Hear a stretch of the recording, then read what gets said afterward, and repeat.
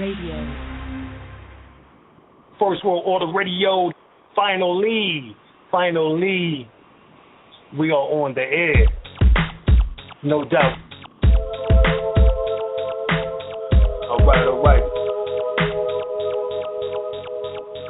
There's always going to be somebody in the building on First World Order Radio. We get on into some of that order consciousness tonight.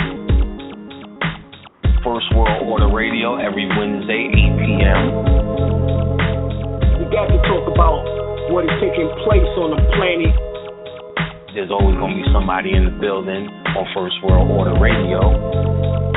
First, we need to let you know we're going to be doing more shows, giving out more information on Wednesdays. Wednesday at 8 o'clock, we are now going to make this the hottest day of the week. Preceding others in time, order, importance. The most prominent parts, voices, or instruments. Earthly state of human concerns in existence. An indefinite multitude, quantity, or distance. System regulates to bring about specifics in the root based on value and natural characteristics.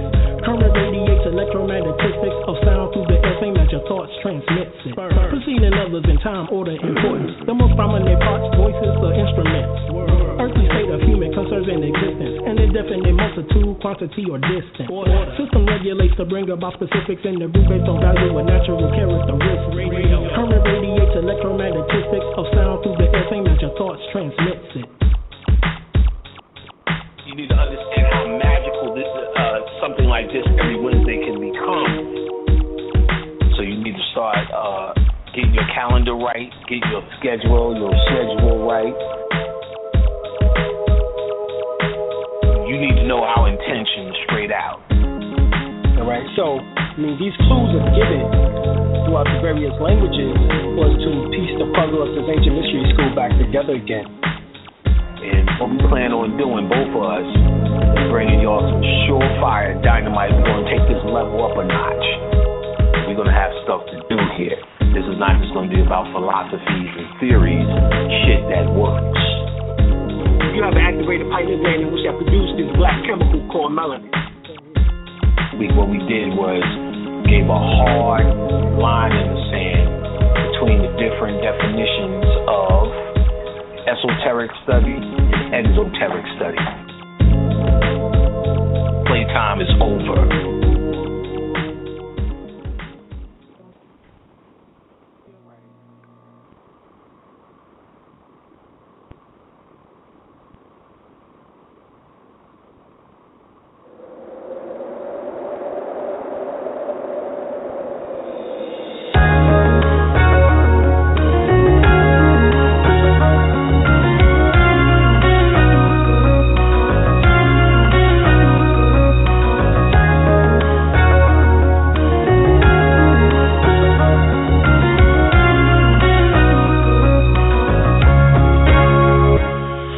I don't need to be a dope boy, my poetry is dope enough. Trapping interstellar while my third eye open up. See through all the lies that y'all telling with a straight face. Return of the luminous ones. Y'all better make way to find a chapter. Find a collapse on all you politicians. They politicking how to lead a world, no pot to piss in. The way I think is more deep and in the Grand Canyon. I guarantee this black man would be the man standing. My premonition matched the OMAC calendar. It's always accurate like a lightweight challenger. For all you wicked witches and the Wizard of Oz, you and that man behind the curtain, yeah, y'all fixing to fall. Only a matter of time before shit hit the fan. Here's an idiot's guide for you on how to get a man. I don't need a bunch of homers to ride or die with me. I can call on Hey Roo to fly the skies with me. We going through the transition and that's all she wrote. Put on my uncle, gave my Jesus peace back to the folk. Came back my angel time to bring heaven on earth. I was the last golden child that returned to the birth. We going through the transition and that's all she wrote. Put on my uncle, gave my Jesus peace back to the folk. Came back my angel time to bring heaven on earth. I was the last golden child that returned to his birth. When I'm riding on this city streets, never really miss a beat. To the point of no return, lest I turn another cheek. Catch me on my daily vibe, smooth as I wanna be. Just being me, never chilling with the wannabes. God in the flesh, dated bad sister lectures. Because my history is more than they can understand it. My melanated skin, star brush from the astro. I'm made of dark energy created from black holes. Know thyself, the only one you can lean on. I got some school books that y'all can break y'all weed on. Our here's Martin Luther King and slave ships. But what about the underwater cities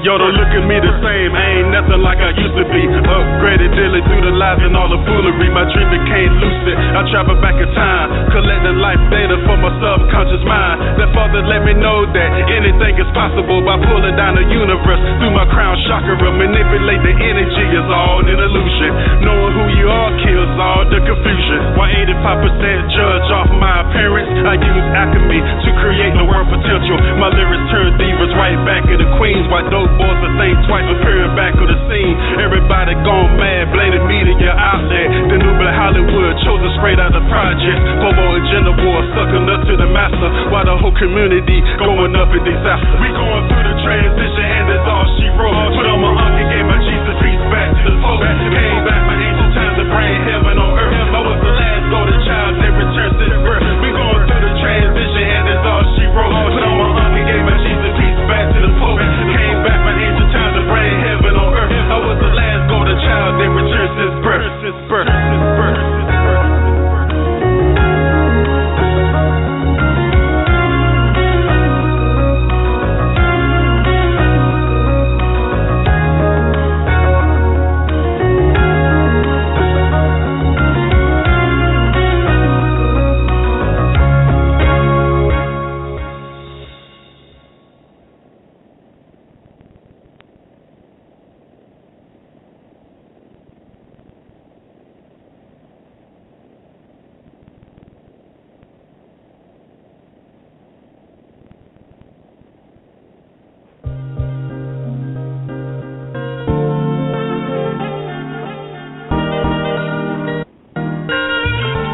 All around the production.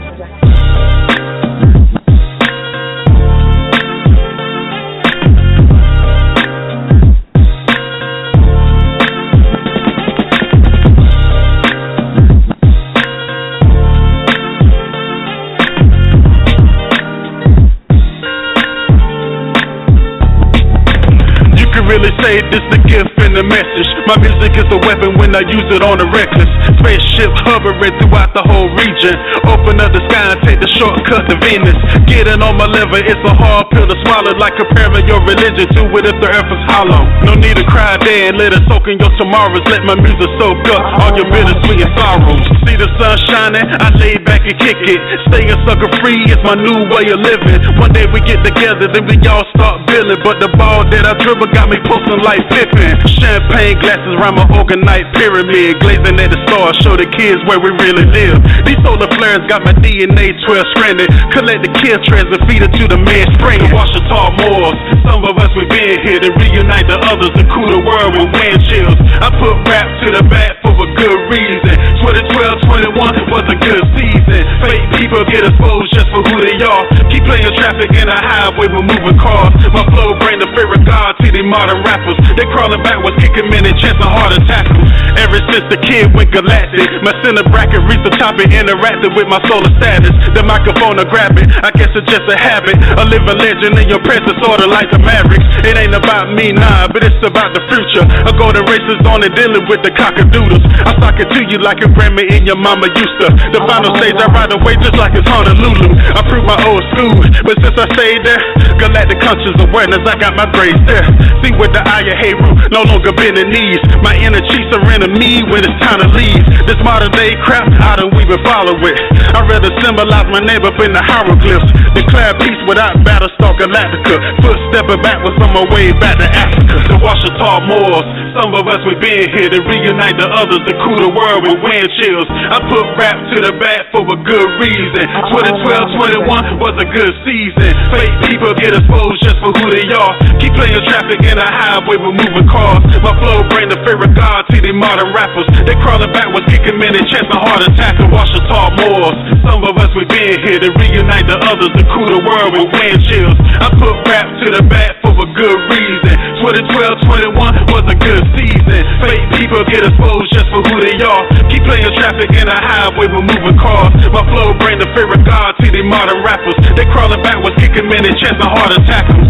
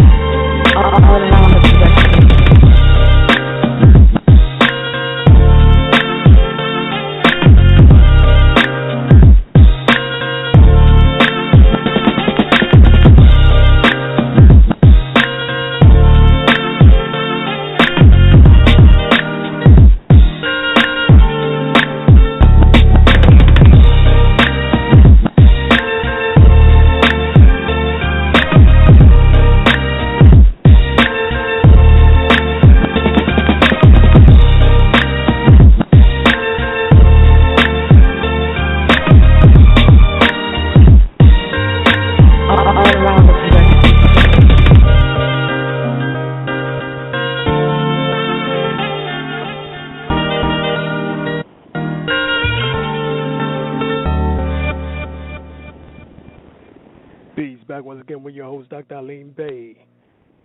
First Water Radio. We definitely here tonight, so we getting ready to bring on my co-host, Brother Fahim. Are you here?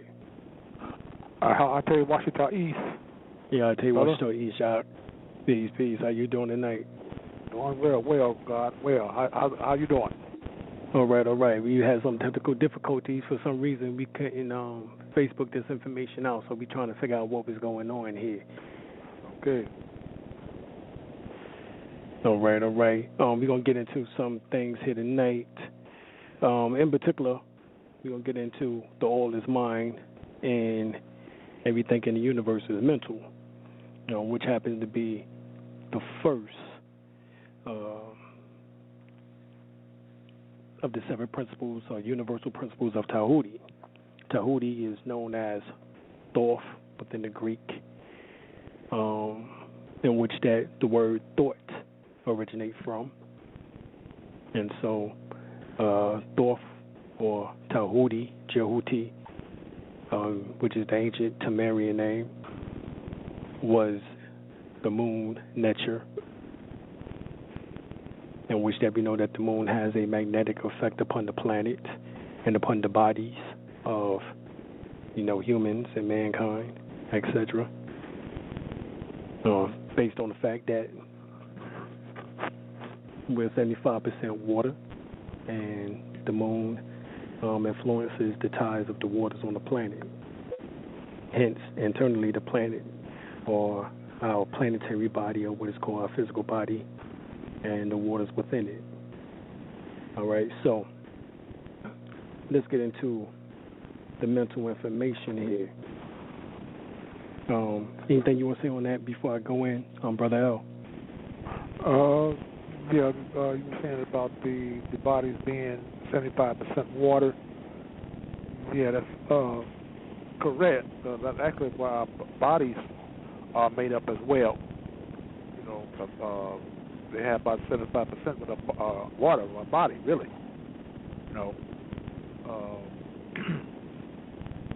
So that's why that shows that we are in tune with the universe. So with its universal makeup, right, with its creation. So, yeah. No doubt.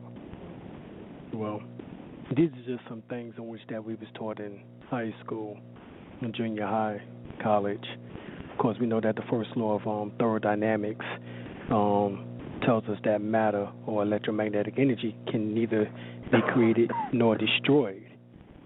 That's Newton's law, in which that deals with energy cannot be created nor destroyed. All right.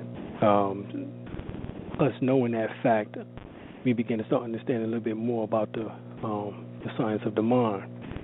But we know that also neurologists tells us that the brain emits measurable electromagnetic waves that can be used to identify activity associated with the human mind.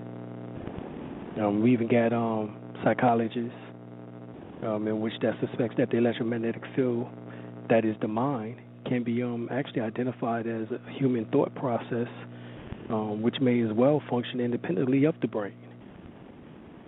Carl Jung taught that the unconscious part of the mind can actually communicate with other unconscious minds during sleep or when in an alpha state, which alpha state is a trance-like state, down from the beta state, in which that most of us are currently in right now, or gamma state. You have gamma state, you have beta state, you have alpha state, theta, delta, theta state. So the various states in psychology speaks of the same thing. So the world of the mind, called by many the astral world, is actually a world of images and symbols, which everything is possible there, and nothing is surprising, really. The astral world is the world of dreams. So when we travel, what is called astral travel, really when we sleep. So the human mind, as we know, is made of electromagnetic energy. And since energy cannot be destroyed, then it follows that the human mind cannot be destroyed either. So if the mind functions independently of the body, as scientists suspect, then when the body dies, the mind will continue to exist independently of the body. Yes. The mind and the awareness of the personality will then exist in what is called the astral plane. And for those who don't know what the astral plane is or astral world, the word astral means star. And as we know, as the world of our dreams, this is the world of symbols and images that is, I guess you can say, accumulated through our experiences and the experiences of our ancestors. And when we look at that, we really have to think in terms of, that the language, the religion, and even the philosophies that we have are actually mere thought forms, of men and women. So when we attempt to even relay messages from our higher selves, sometimes it get mixed in with our personal, earthly, lower self experiences. And the Holy Quran, Surah 7, speaks to that. It doesn't make the experience invalid, but the fact is that it's not our personal experience.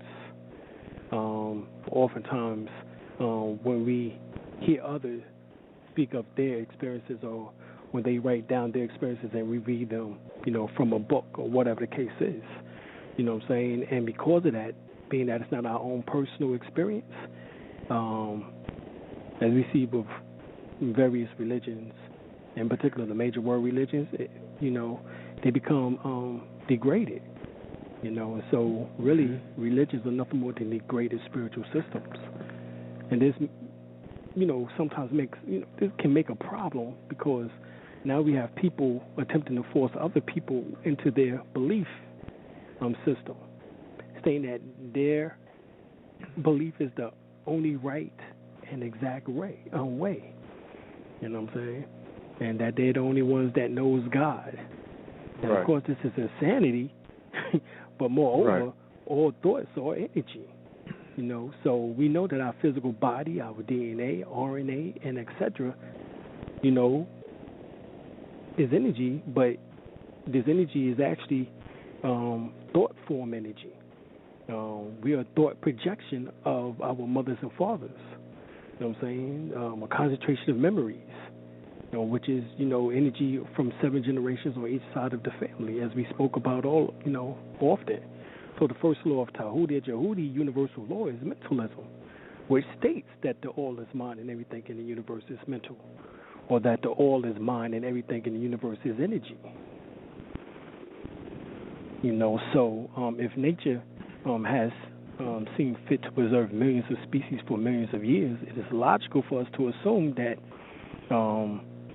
we should also seek to preserve the human mind and its great creative potential.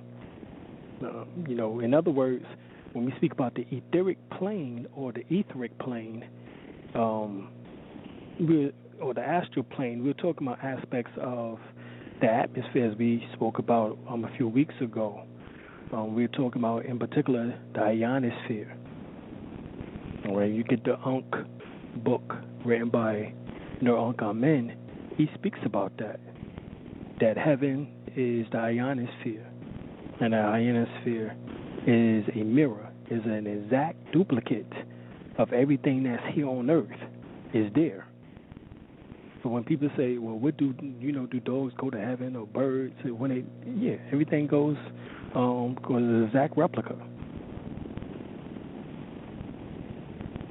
So this is supported by the facts that nature preserves that which is strong and valuable. And the most valuable thing that has ever evolved on this planet through the science of breath is the human mind. Consciousness. So according to all of this, after we die, the physical body decomposes into the basic elements, which are then recycled by nature to create other life forms, and that's where they say that a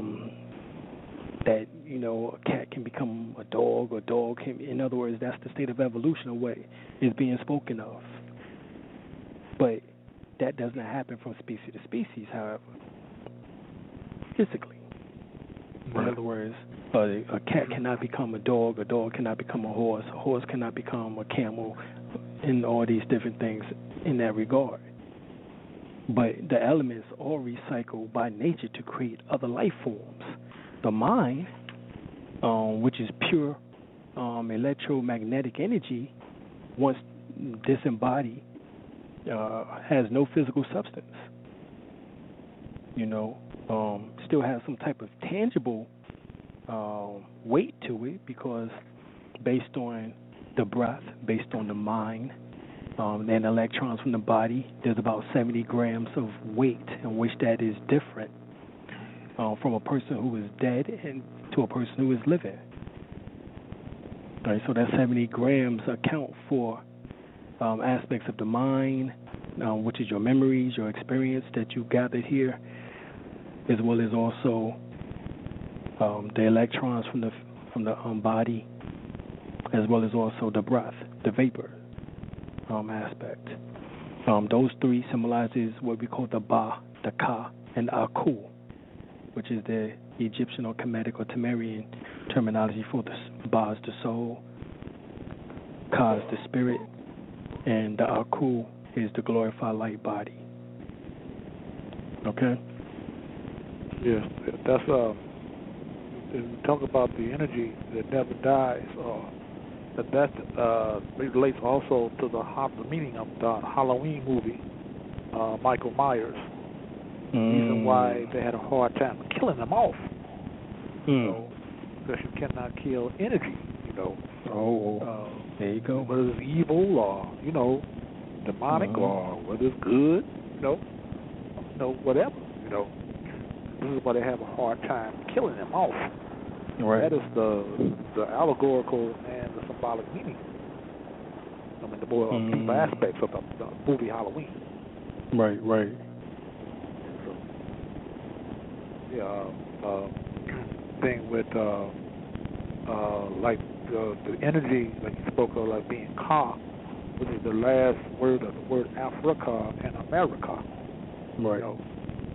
So I had studied that also when I looked into your book, read your book, The First World Order, and how people are always dealing with, especially nationalized Moors, dealing with Asiatic and Moor, but I always exclude the word Africa, which they should never do, because we are still descendants of Africa. Call yourself African Moors, or Moors in the Americas, or whatever. But we are still descendants of Africa. Also, Af and Rook, Africa, find out what each of those syllables mean. You'd be pretty proud of, being a descendant of Africa. It's not by Leo or Scipio Africanus. No, it is not. Right. It's just the word itself. If you break down the science of the word itself, it's very deep. Some of us are talking about, we didn't come from anywhere. We were always here. Well, if you look at the break off, when the two continents have split, if you look at it that way, you can say we always been here, but still we migrated from Africa toward over here. Although they said it wasn't up but a little lake distance from here to Africa at the time. Right, and when that occurred, we talking about over 1 billion years ago. So right, it was still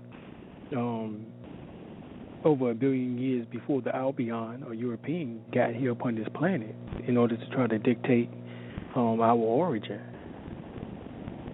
Really, they can't. Because every time they dig, anthropologists get their anthropologists and they try to dig and research, they find out, here come another skeletal remains. That was what?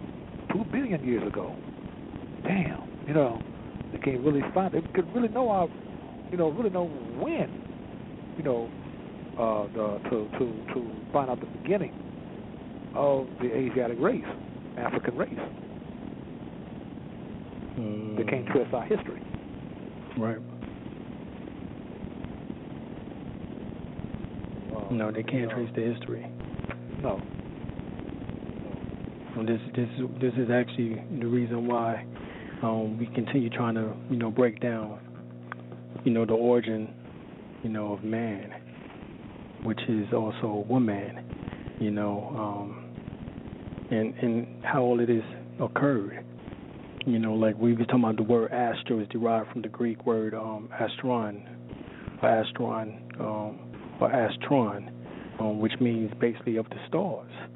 And the word was originated, used to refer to the abode of the, so-called Greek gods. But its meaning later grew to include other entities and other planes. So the ancient believed that in the astral world, was a, I guess you can say, a etheric or ethereal place where these ethereal beings and angels belonging to a higher hierarchy, belonged. You know what I'm saying? And then eventually the term astral world or astral plane became identified with the occult sciences. And currently it is considered a mysterious zone that is said to exist basically beyond our normal senses or our material perception. But there's a good book. It's called The Astral World, which is written by Swami Panchandisi, in which that in the book he speaks about the astral plane, and so he speaks about like the ancient teaching tells us that there's 7 planes of existence. The first plane and the dense of the 7 is the material plane, which is identified with our physical world. So he gets into that. The second is the fourth plane, which is also known as the etheric plane. This is followed by the third plane or astral plane, which is also the emotional plane, and then that of the fourth, which is the mental plane. And then the 3 following planes, of basically it's said of such a high degree of spiritual evolution that very little is known about them. But that goes back to what we said the other week. What we do know about them in the Rosicrucian teachings, they named them, in which that we have the causal plane, the spiritual plane, and the soul plane.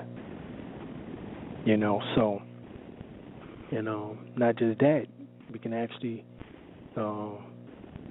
explain, what goes on each plane. And plus, each of the 7 planes is divided into 7 subplanes.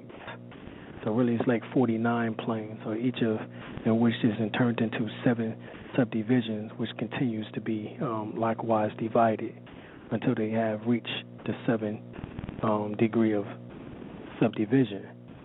So what he tells us is that these planes are not superimposed upon each other as they would be if they were a part of the Earth atmosphere, but rather they all manifest in the same point or the same origin of time or the same point of space.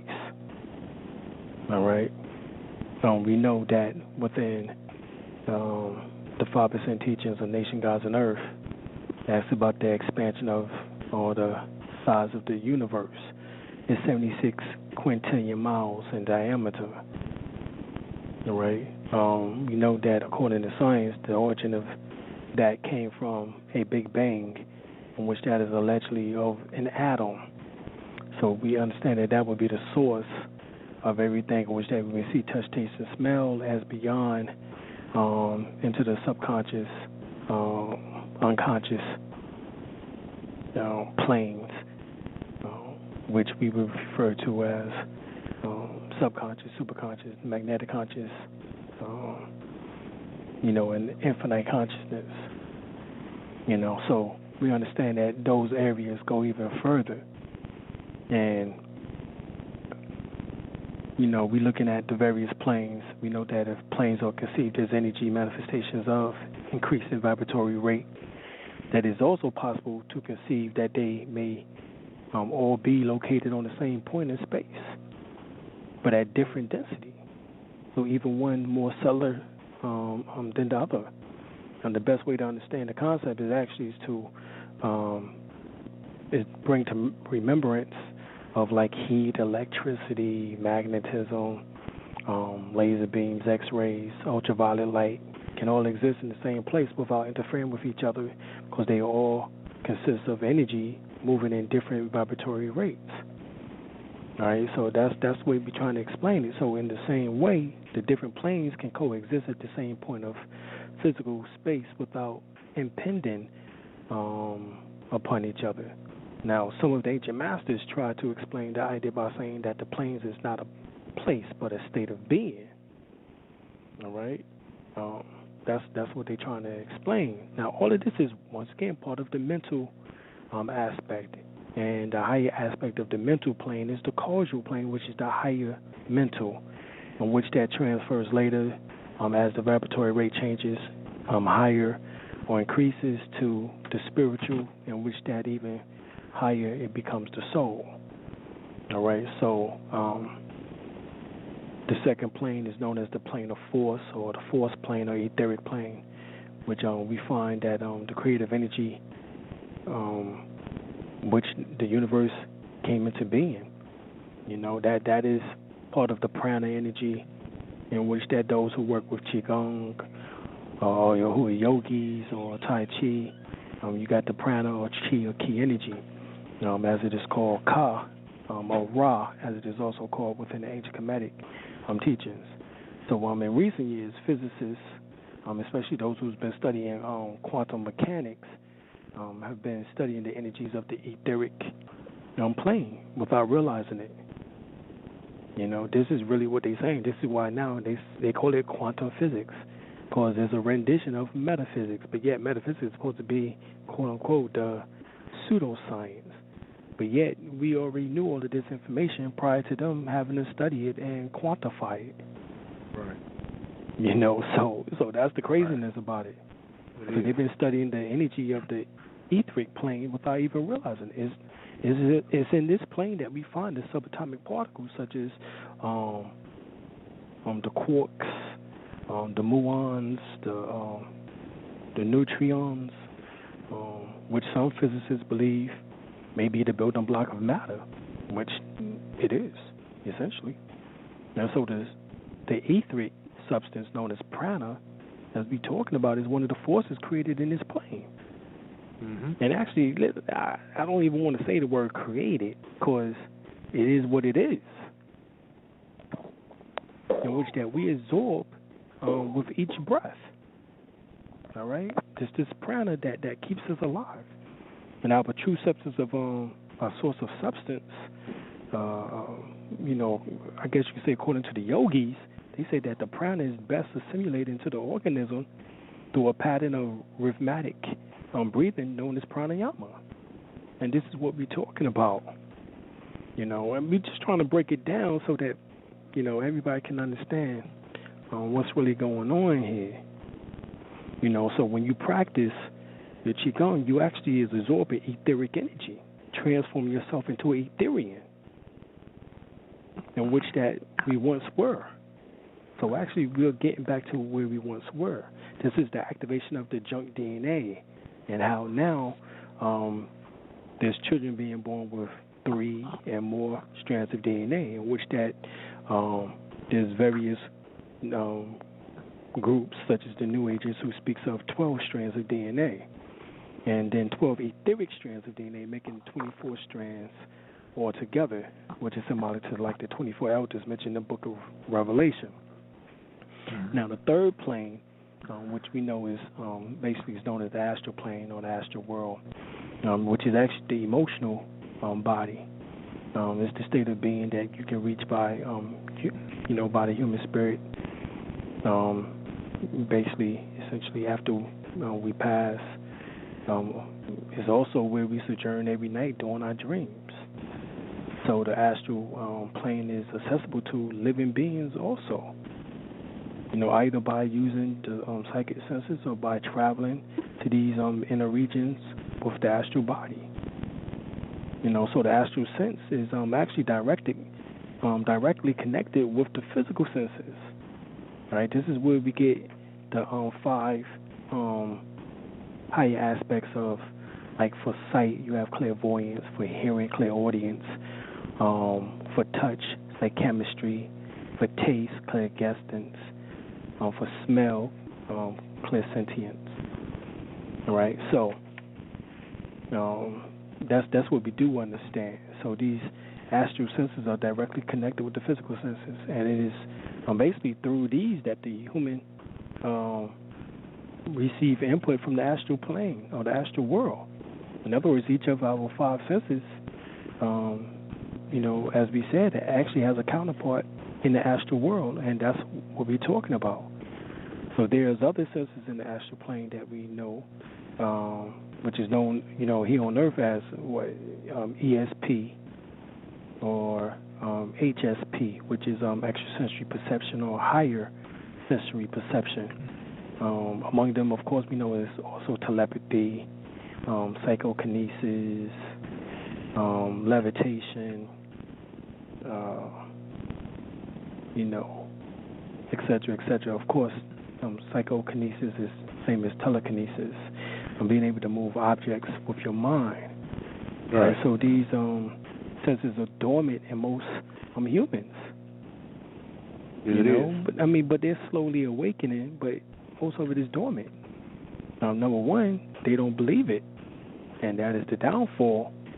But yet, understanding that we have 7 chakras or 7 seats of light, and the main light aspect is that called Kundalini, in which that raises up through the rest in order to give us siddhas or siddhis, which is particular gifts, or these particular gifts that we just made mention of, like being a clairvoyant.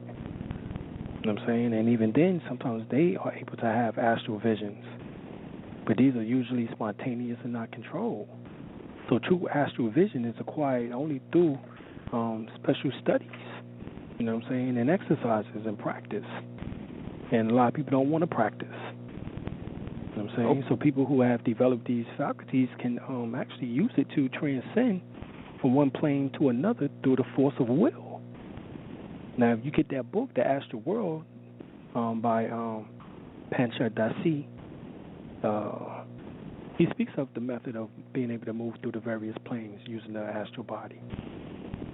And basically he says this body is formed as an etheric substance that has a very high vibratory rate. Now, of course, we can refer to it now if you get the book, The Flower of Life, written by Javalam Melchizedek. He speaks of it as the macabre.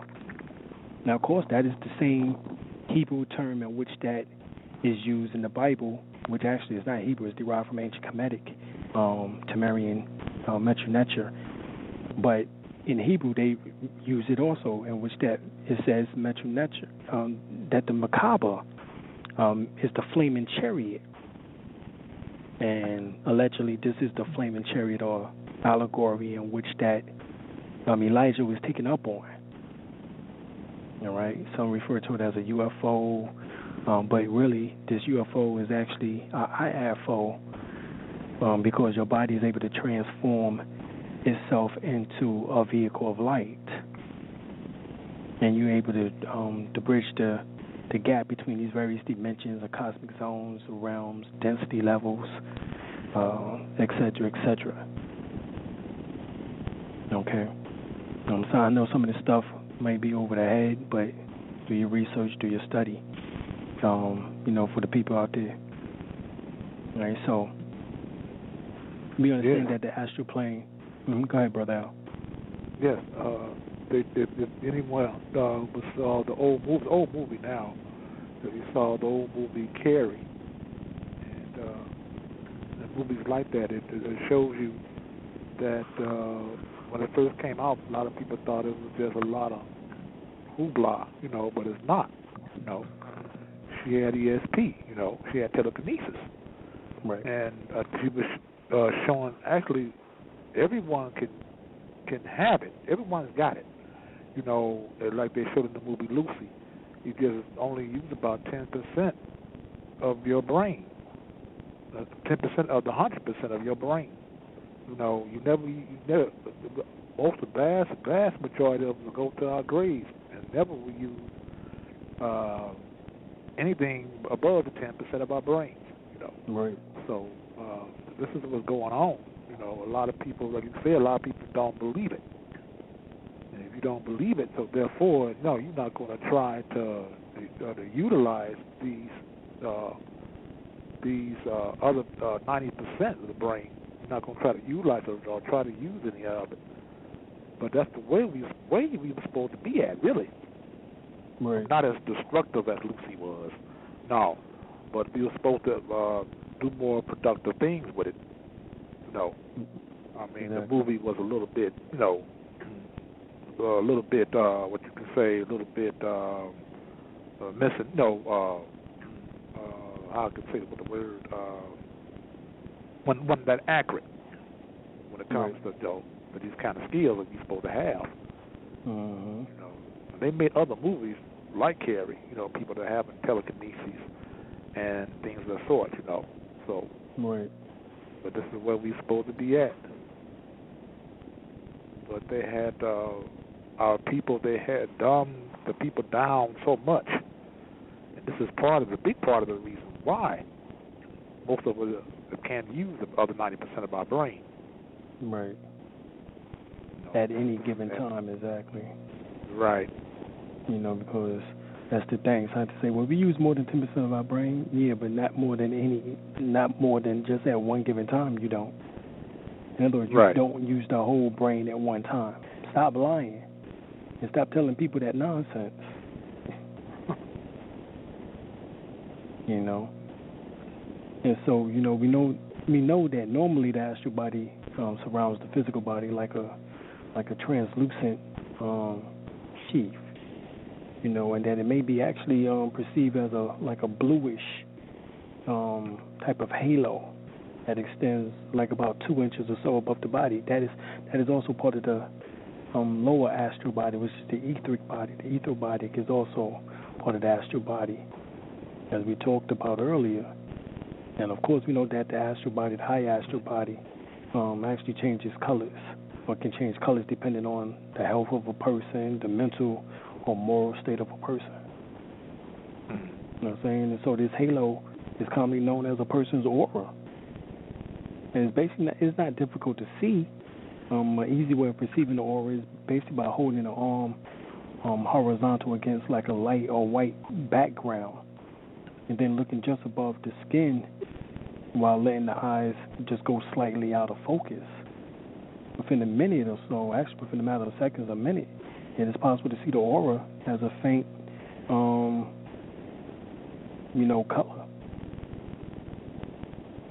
You know, mostly bluish gray band, that you would see. So what we know is that the astral body is the exact copy of the physical body and survives after the physical body dies. However, the astral body is not immortal and eventually disintegrates and returns to its component parts, as does the physical body. They say that it returns to the realm of form, which means that is energy, once again, chi or key energy, in which that can be utilized by others in order to extend their life force. That's part of that recycling process that we spoke about a little bit earlier. I'm just trying to explain these things so that people can have a greater idea of what really takes place with the power of the mind, because this is all mental apparatus. All right, this is all mental. Mm-hmm. All right, so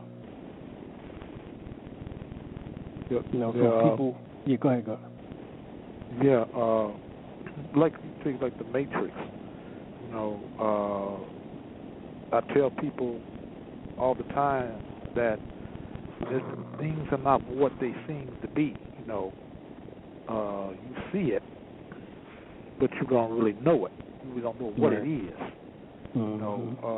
It's just like the movie The Matrix. When Neo was telling,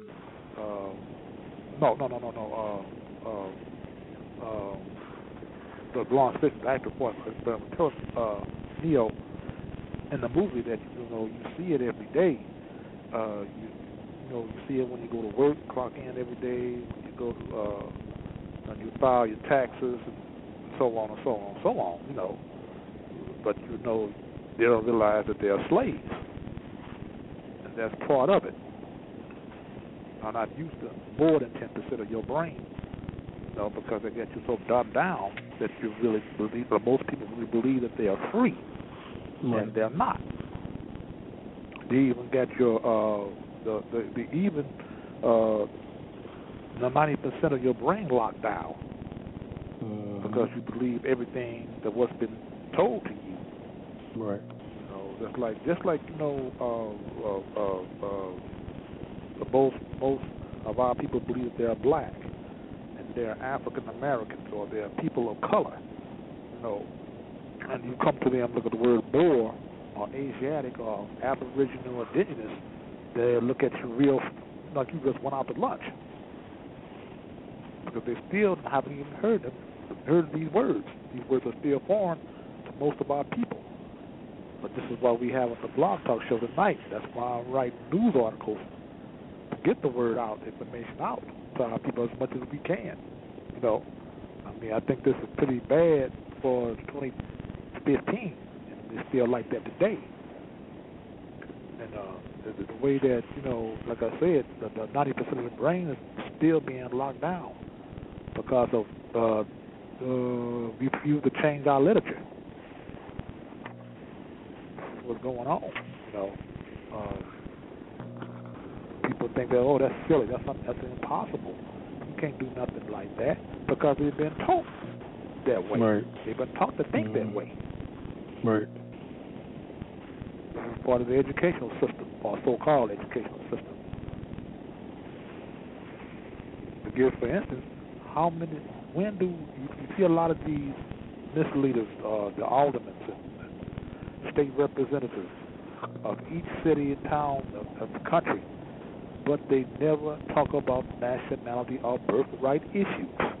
Never. Right. Well, they always talk about their forwarded community. Right. Go ahead, Dr. Alim. No, I mean, that's absolutely correct. They don't, because some has been bought and paid for, such as we know about Jesse Jackson,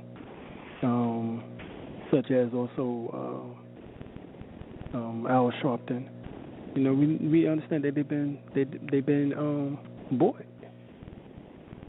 And they're there not for the people. They're there to get money in their pocket, for themselves and for their families. How is it possible that neither one ever held the church position as a minister or reverend or pastor, hold the title as reverends and pastor, but yet don't have churches, but yet are multi-millionaires? That's something. So we can say that's the power of the mind. Well, it's also the power of something else. Right. Okay. So. But no, I want to talk about them right now. Go ahead, Al. Yeah, a lot of these so-called black politicians, you see a lot of them stay in trouble with the police. And well, we see that. That's what happened with Jesse Jackson's son, who was who was part of Congress. He's part of Congress, but they're constantly in trouble with the police. Right. And protest marches. And like the sister up here, her last name is Nasheed, but she has a free national name. Mm-hmm. But you never hear her talk about nationality or birthright issues. Even in the St. Louis, Missouri Republic, a lot of these aldermen are certain wards, which are slave regions. They never talk about that. Your aldermen of Ward 16. Well, what does ward mean? They never go there. They never break that down. A lot of them are just, like you said, a lot of them are paid off. And they make it believe that a lot of people that they're really fighting for the people. They stand in trouble. I think Sister Nasheed was caught with a weapon on her possession. Made to look real bad, but she still don't talk about nationality or birthright issues. Mm-hmm. Never. And the thing is, the energy goal we were talking about earlier. You can deal with certain things dealing with vampire or vampirism. Dealing with the day and night, and all it's about is dealing with the forces of light, dealing with the forces of darkness. But a lot of people deal with that as just a movie, but it's dealing with energy as well. Right. The energy of darkness is the energy of light. That's why they cannot stand light. The reason why they can't stand it, it'll kill them off. Right.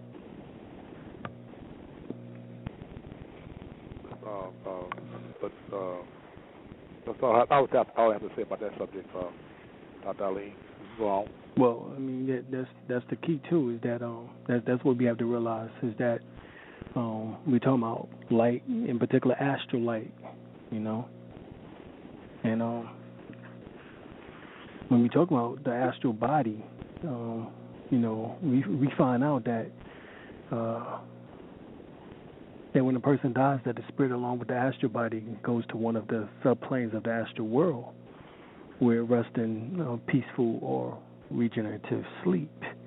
Now, during that sleep, the spirit is prepared for the place that corresponds to the level of spiritual development. Okay? So when the spirit awakens, it immediately passes to the mental plane, where it then proceeds on to levels correlating or corresponding to its development. So the astral body basically remains in the astral world for a short time after the spirit leaves it. And then what we find out is that eventually the astral body loses strength and disintegrates, actually just like the physical body, decomposes. And when this happens, it immediately passes to what is called the astral cemetery. And so the more spiritually advanced a person is, the faster his or her astral body will disintegrate, as it is basically composed mostly of a person's instincts and emotions. Because remember, it's the emotional body. So the more attached a person is to the physical world, the longer his or her astral body will remain in the lower planes of the astral world. All right? And that's particularly on the first and second overtone level of the astral plane. And this is oftentimes these disincarnated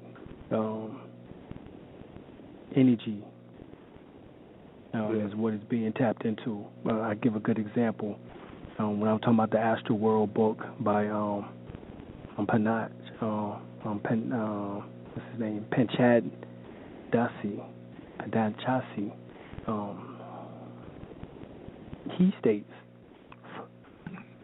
particularly that the astral bodies and not the spirit of the person or people who have died, who communicates through seance or channeling sessions, they tap into the astral bodies of the individual and not the spirit of the individual or the soul. Right. So these are also the ghosts who haunt and follow the living, unable to find a resting place. These are earthbound individuals. This is particularly true of people who die violently, just like in the movie Ghost with Patrick Swayze and Whoopi Goldberg. All right, he got shot, died violently, and his whole thing was trying to be in contact with what's her name? I can't remember her name right now. Demi Moore. Yeah, Demi Moore, right, with his wife, exactly. Or his girl at that time, or and so after he died, everybody Whoopi Goldberg was through a seance was able to channel him, right? But that was once again the astral body. That was not the spirit of the person. All right. So after we died, the spirit normally regenerates itself in the astral world, you know what I'm saying, and then passes directly to the mental plane. But the astral body can retain certain memories and aspects of that personality that makes it possible for it to establish a communication, all right, with the living. And this is what people actually tap into when they set up their altars and shrines, is the astral part of the individual. And normally this is real good during the 3 days right after passing of the individual, that the individual can come back and communicate real well with their, with their relatives. And so people at seances want to be actually convinced that the entity whom they're communicating with is the spirit of someone that they once knew or loved. But when you do some observation, you begin to realize that the entity that they're contacting is might not necessarily be, might just be a familiar. All right, someone who's acting as such. You know what I'm saying?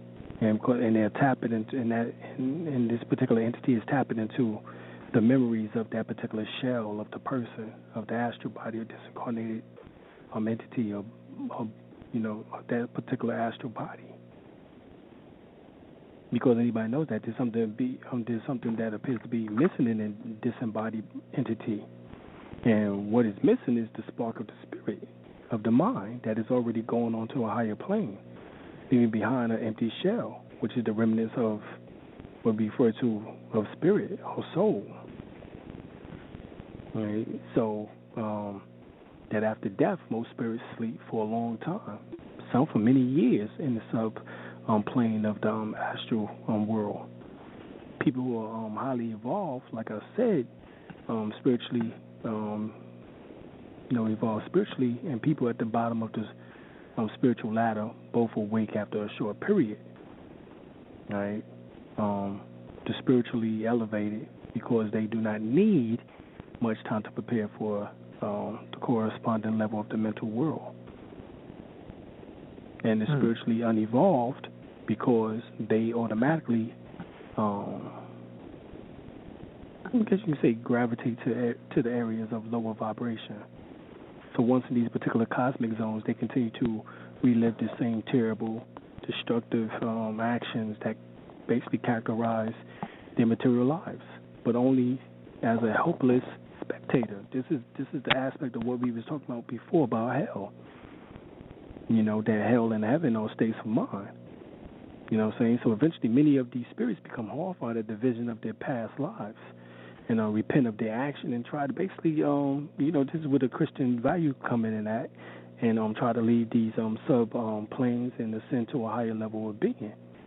So this is what is meant within the Hadith or Quranic, Holy Quranic information, where people read about hell isn't forever eternal in that way.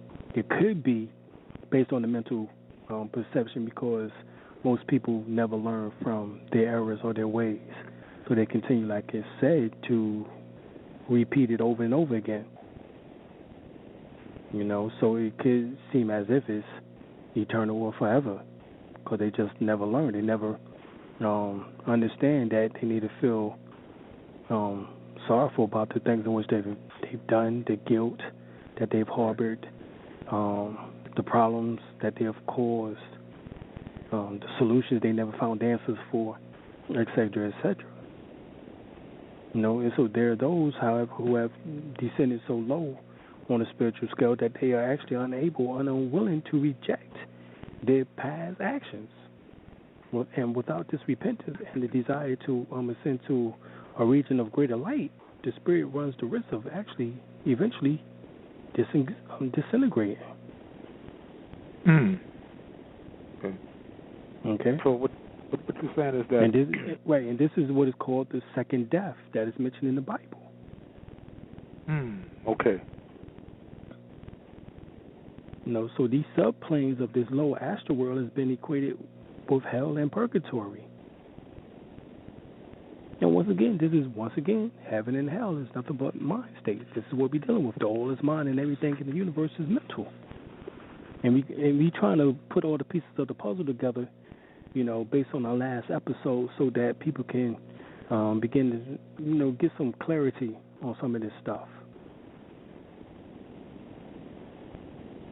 You know what I'm saying? So unlike its terrifying sublevels, the astral world has higher regions, as we broke down the other week, with spirits who were creative in the physical world, such as writers, painters, poets, composers, can bring to fruition great works that was left unfinished on the material plane. Others create wonderful works in the astral plane that are basically later perceived as inspirations by human beings who carry them on through to completion in the physical world. And this is where, once again, the reason why you set up shrines and altars is to be able to receive that type of communication. So the astral world is the womb of the physical plane, and everything that takes place in the material world is but an echo of something that has already happened in the astral world, which is also the world of imagination. This is why it's possible to create and visualize things in our mind that later or basically that can materialize in the physical world. So in the mental plane, we find the higher regions that many religions call heavens. And this is the subplane that is found, where the exalted spirits of highly evolved human beings, such as saints and martyrs and ascended masters and all this, and this is where, those who sacrifice their lives for others on the pursuit of the sublime idea, angels who, essence is pure love, belonging to the higher regions of the astral plane, but travel continuously amongst the higher planes.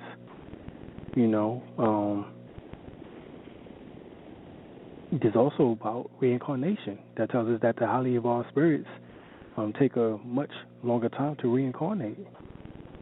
So when such a being elect to be reborn soon after his last existence, it is making actually a supreme sacrifice, usually for an important reason, which is a born anew, and it's derived of the great joy, ecstasy, that are the continuous life of the spirit on the higher plane. In other words, some of us actually chose to come back here in order to reveal revelations, certain things and keys, in which that can be good for humanity. So basically almost all spirits, from the most of the least evolved, spend some time in the subplanes of the astral world, where they're basically their endeavor is to perfect themselves and acquire a higher, elevation, I guess you can say. So because the spirit can reincarnate, it must leave the astral plane and pass to the proper subplanes in the, in the mental plane or in the mental world. And the least evolved spirit spend, like I said, little time here and reincarnate quickly. Matter of fact, within 2 to 5 years. With time. Well, what do you say about children that dies at an early age without getting living long enough to attain that certain spiritual or the mental plane or the astral plane? Right. Well, they can come back. They can come back and reincarnate quickly, also. However, if the mother and father is really emotional or in an emotional state, what can happen is that child can actually become attached to the auric field, in particular of the mother, and that's something in which that they don't want to happen. They want to be able to channel that spirit back through the proper channels, which is back through sexual intimacy, in order to bring that spirit back into physical incarnation. You know what I'm saying? So basically, a highly evolved spirit can spend centuries in the region of the mental world or in some higher planes. So during the stay in these higher dimensions, the spirit enters into basically a different identification with his higher self, on which that it receives purity and light, thus enjoying the divine ecstasy yogis speak about, which is nirvana or bliss. Nothing but if the spirit is so far evolved that it no longer needs to reincarnate, it stays in the superior planes, where it may actually help those spirits who still bound to the incarnation cycle. So that they will reincarnate faster, the ones on a higher spiritual plane. No, if they're in a higher spiritual plane, they don't have to reincarnate. Okay. But they will help those who have not reached a higher plane to be able to not have to reincarnate any longer. In other words, they will begin to start bestowing some of this information upon them on how they achieve this state of existence. What we now know is that the breath is how we achieve these highest levels. That's what we do know.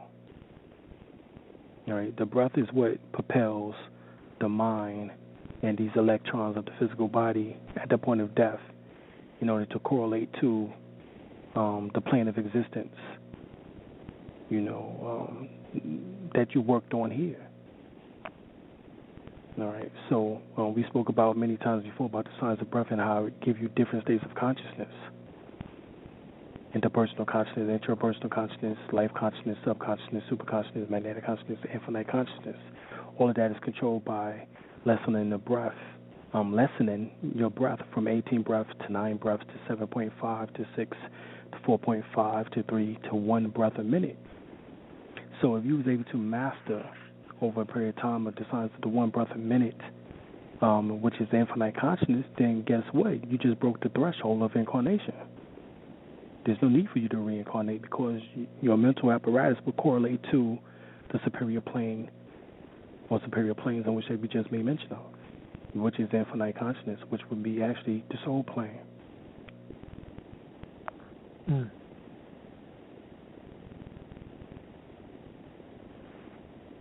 So what you're saying is what you haven't learned in this life, you will learn in the other. What you will learn in the reincarnation stage. Right. Okay. As you were saying earlier, that the ones that have been so low in their, you say, without even having any kind of spiritual reality about themselves, or just dealing with murder,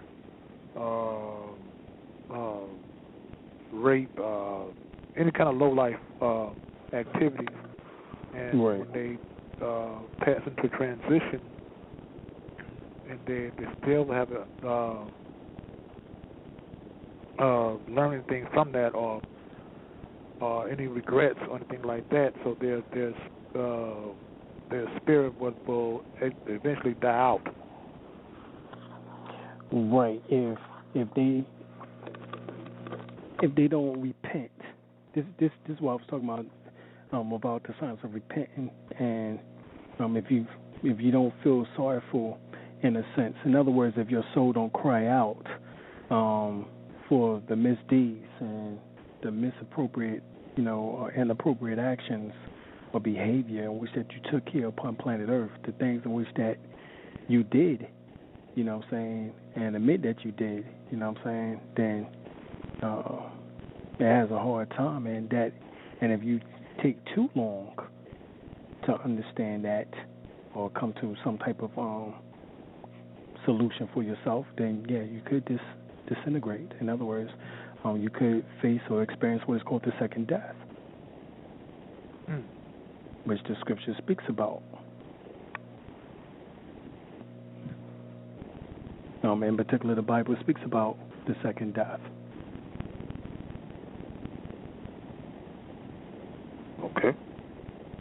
Wow. Okay. So, but if you repent, then maybe they'll have a chance of coming back to this life form to be to do that all over again.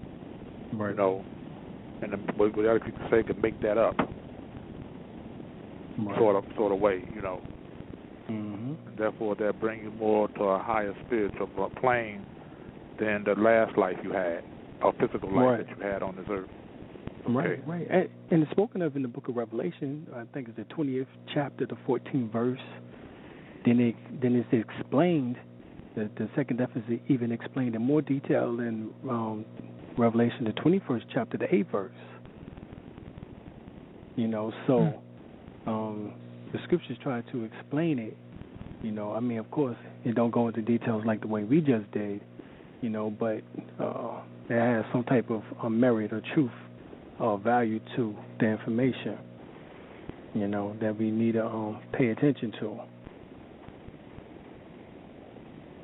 Okay. So, like I said, but even if that deals with, like, say, for instance, an enemy of yours, you still will have to repent, right? Yeah. I mean, that's the whole thing. You know what I'm saying? And, of course, we're not talking about just from a Christian concept here. All right? We talking about your intentions. We talking about being able to repent. In other words, having the attitude that you don't want to harm anyone in that regard. You know what I'm saying? Who have not harmed you. In other words, doing to others as others have them to do unto you. Okay. So that's what we mean. Right, so that's more so what we mean by that. Not just, repent like, place all your sins upon Jesus and, Lord, you can be saved tomorrow. You know what I'm saying? No, we ain't talking about like that. So I just got to make sure that everybody understand that. So when we talking about the inhabitants of the astral world, they can descend, to the lowest planes, but are unable to ascend to the higher ones. And and who are these inhabitants? Well, many of them was referred to as shadow beings, extraterrestrials, reptilians, grays, all these things, fairies. Shadow beings. Right. All these things exist. You know what I'm saying? But they exist. You know what I'm saying?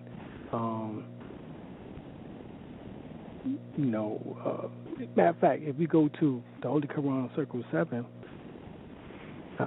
there's something which I definitely will read here. This is chapter 3, the Lahu Lessons, the Unity of Life.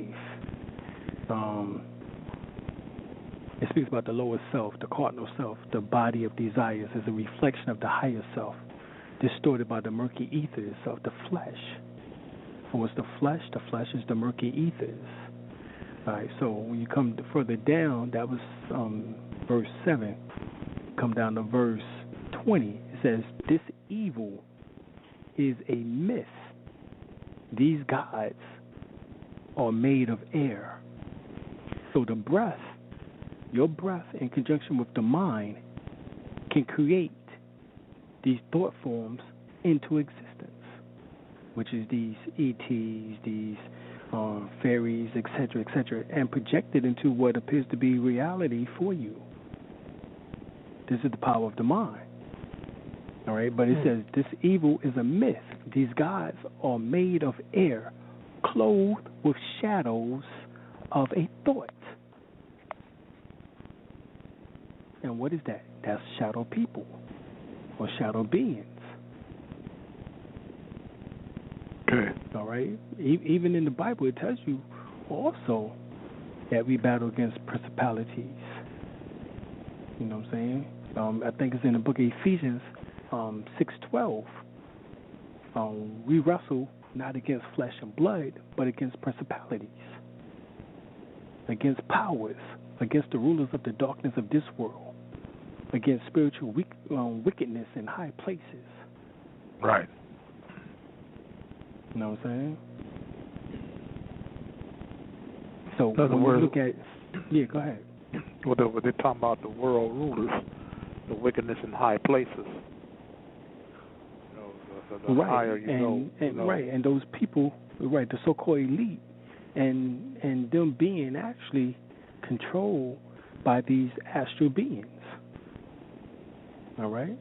Like, for example, I broke down this week on Facebook about the concept of the archeon. And, like, the concept of principalities is understood by the Greek word archi, meaning chief or ruler. So I asked the question, well, who are the archeons? Well, in the Vedic, they're called the Asuras. And the Buddhists, they this practice is called the Tulpa. So the archeons are not per se true spirits. They are actually mind beings or mental entities, and many of who were made by humans as thought forms. Many of these functions as attachments. Even in Scientology, they're called implants or as mental parasites. And I gave the illustration that this pale-skinned Jesus, you know what I'm saying, that was created by the Catholic Church under Pope Alexander, or Pope Alexander VI, utilizing, I think, Leonardo da Vinci, utilizing his son, Caesar Borgia. That pale-skinned Jesus is a thought form or image taken, in which that even you go to the book of Revelations, 13th chapter, speaks of the image of the beast. All right, and so these archeons can take on the forms called familiars. In other words, they can pretend to be your relatives or ancestors that's passed on. All right, and being that they're right, but they're not. But these mental apparitions can actually cease to exist if people just simply stop believing in them. This is why we come to crush this pale-skinned Jesus concept, because it's a thought form. So when we say that it didn't exist, that's exactly what we're saying. Jesus didn't exist. Right. In particular, we talk about this pale-skinned Jesus as a thought form.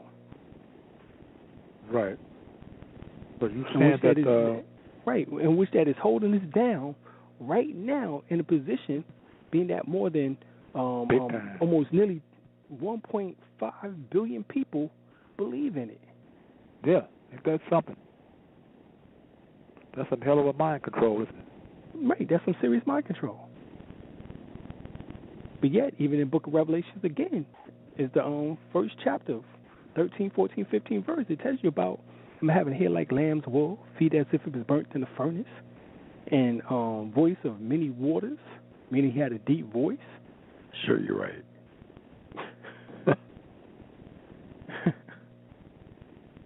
You know, so and eyes of flames of fire. You know what I mean? So, this is what's going on. You know, dealing with the your ancestors. Excuse me. Dealing with the ancestors. They said that you see your ancestors. We can come as your look like your ancestors, but they're not actually your ancestors. Right. They have that even some of these movies. Right. That they know the science. Hollywood definitely know the science. Mm-hmm.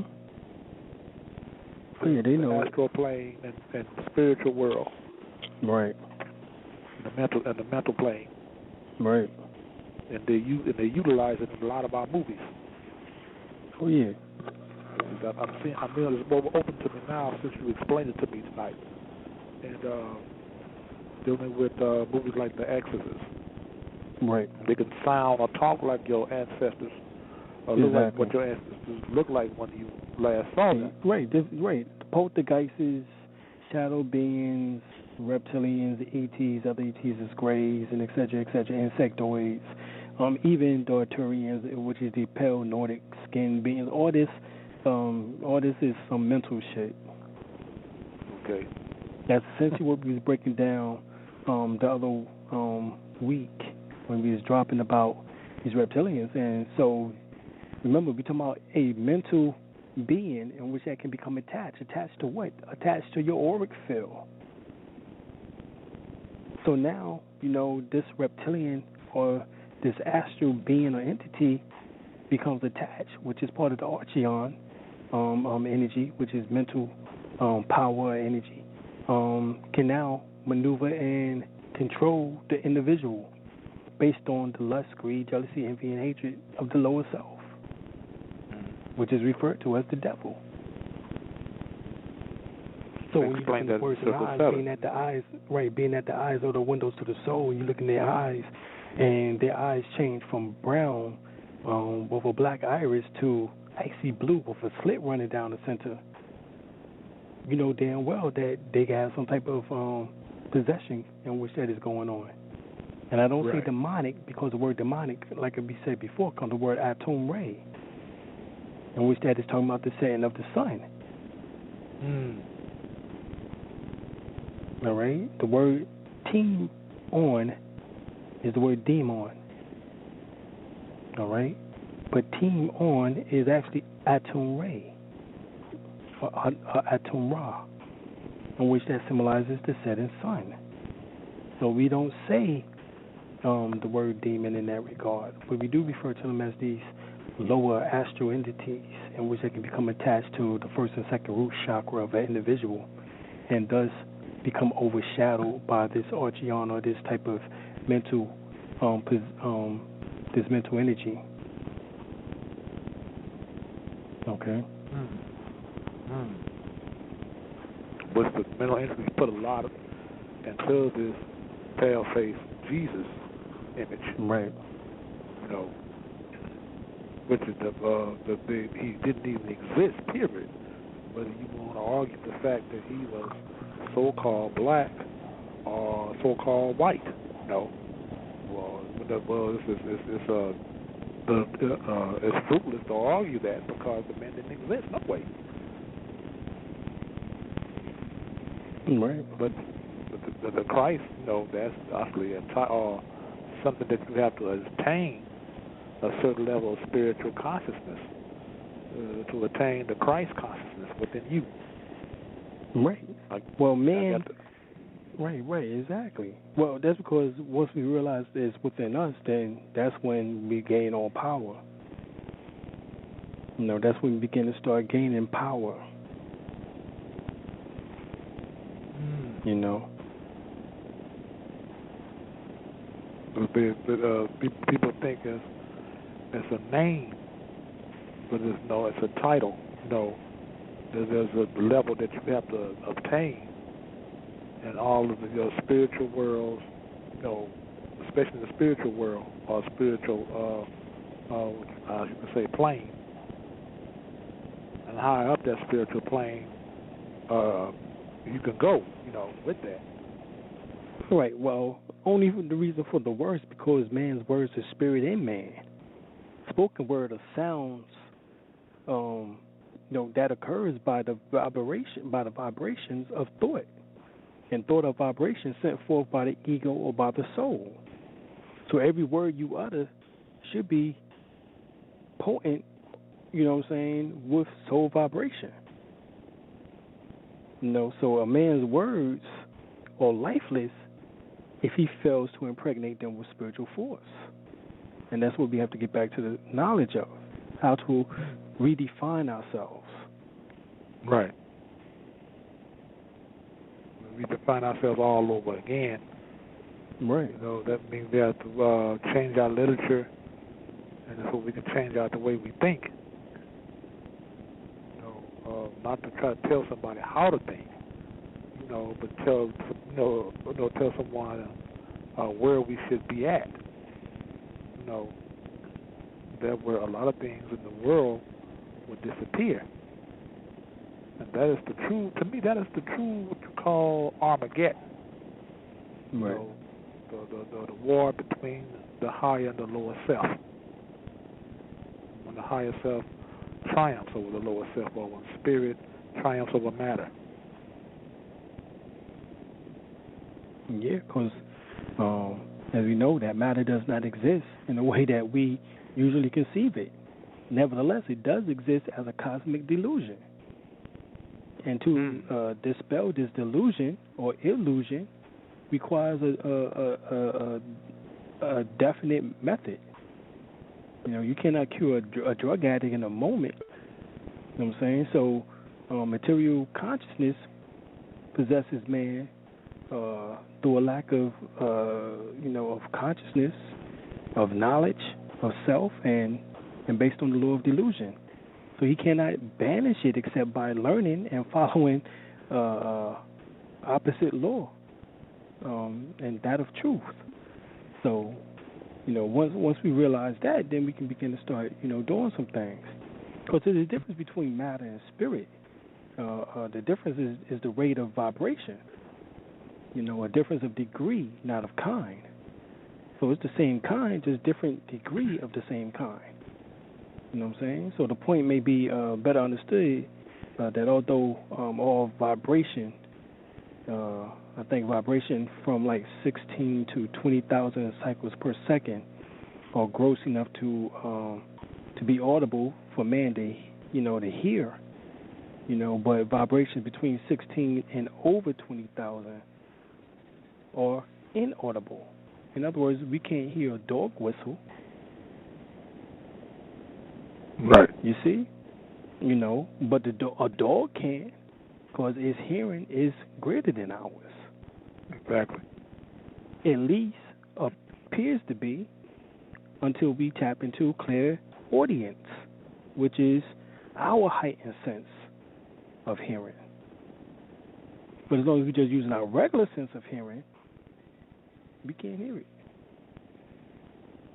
Because we know that each man is stamped with the vibration signature of his own state of consciousness and emanates a characteristic influence on persons and things.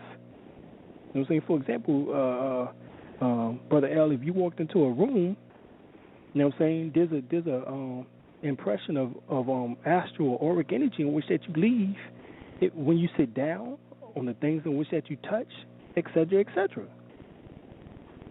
Mm-hmm. I would examine it. What is this? Right. Right. So man is able to create both matter and consciousness in his illusionary dream world. Therefore, it should not be difficult for him or her to realize that spirit, utilizing the power of Maya, which is this illusion, has created for man a dream world of life or consciousness, existence that is essence is as false, as all man's experiences in this dream state. And this is what is meant by, when we read in the Holy Quran, Surah 7, it speaks about how man is mixed with truth and falsehood. Right. And that's the battle between the truth and falsehood. Right. That's the lower self, the higher self, and the lower self again. Right. Or that keeps going back to the same thing. But it's a shame that in most of these Moor science temples, they don't teach that. Right. Like it's being taught tonight, Right.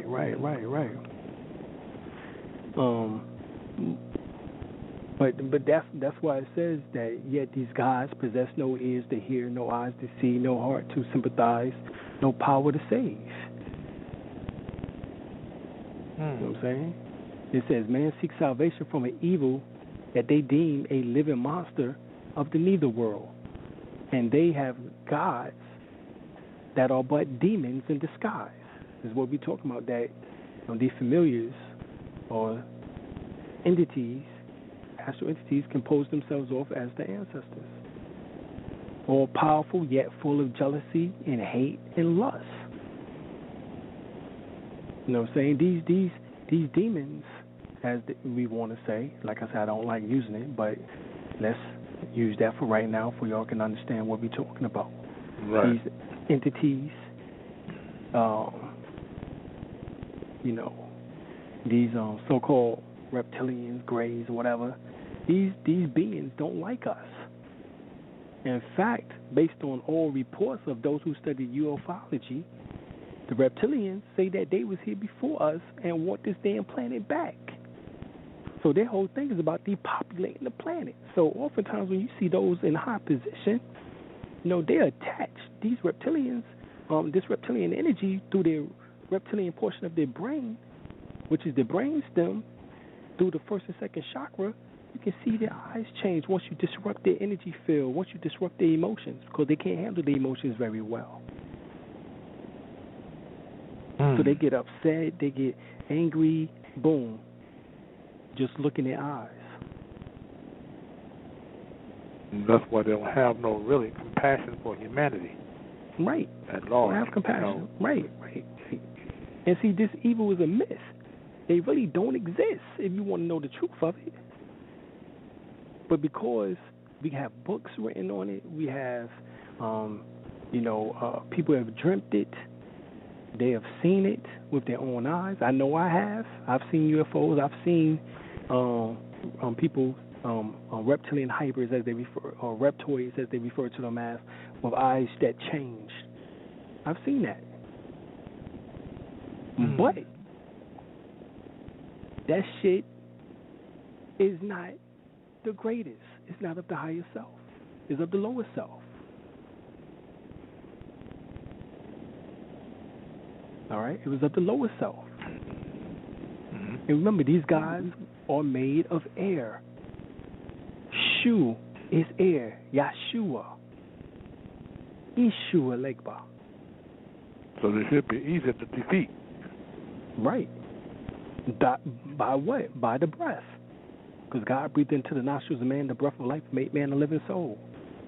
So to reach your higher self, which is your Allah and man, you must learn the science of the holy breath. The Holy Quran speaks about this, period.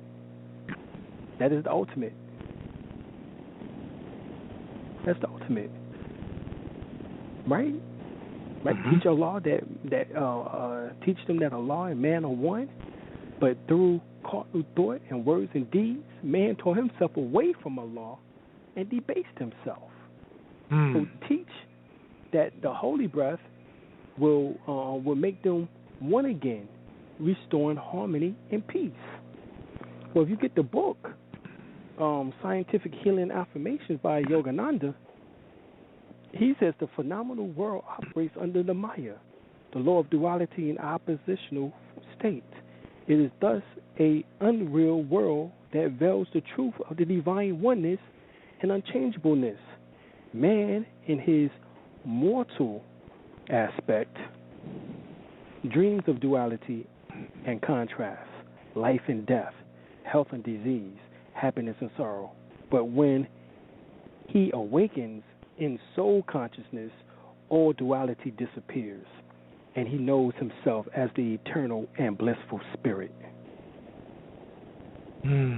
So, through the Maya and man's consequent ignorance of his soul, human consciousness is isolated from cosmic consciousness or infinite consciousness. The mind of man is subject to change and limitation, but the cosmic consciousness, which is infinite consciousness, is free from all restrictions and is never involved in experiences of duality.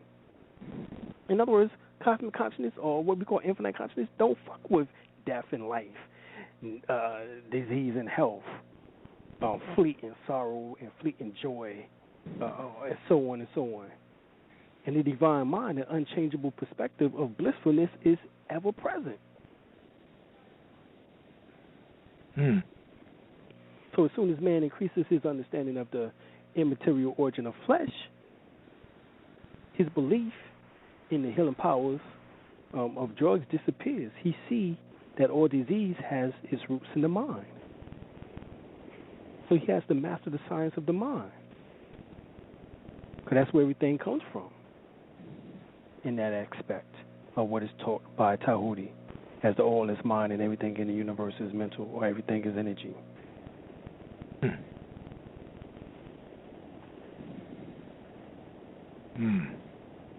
So, consciousness is a finer and matter is grosser. Vibration is one transcendental spirit. Consciousness is the vibration of his subjective aspect, and matter is the vibration of his objective aspect. Spirit, as cosmic consciousness, is potentially emanating in objective vibratory matter and manifested itself subjectively as the consciousness present in all forms of creation, reaching its highest expression in the human mind with its countless ramifications of thought, feelings, will, and imagination. All right, so this is what he's saying. That's powerful. That's a powerful statement right there. It is. You know, so we know that on the other hand, a mental cure is superior to all methods of physical cure, because will, imagination, faith, and reason are states of consciousness that actually and directly act from within. They furnish the motive power that stimulates and direct the life energy to accomplish any definite task. This is what we have to come back to understanding of. You know, because everybody just want to focus on just the food aspect, right? You know, or the water aspect. You know, the mind is a miniature sun, hence the reason why the sun disk comes up over top of the head, which is referred to as a halo or haru, because the L and the R is interchangeable letters in the Metronetra. So halo becomes the word haru or Heru or Horus. Okay? Okay.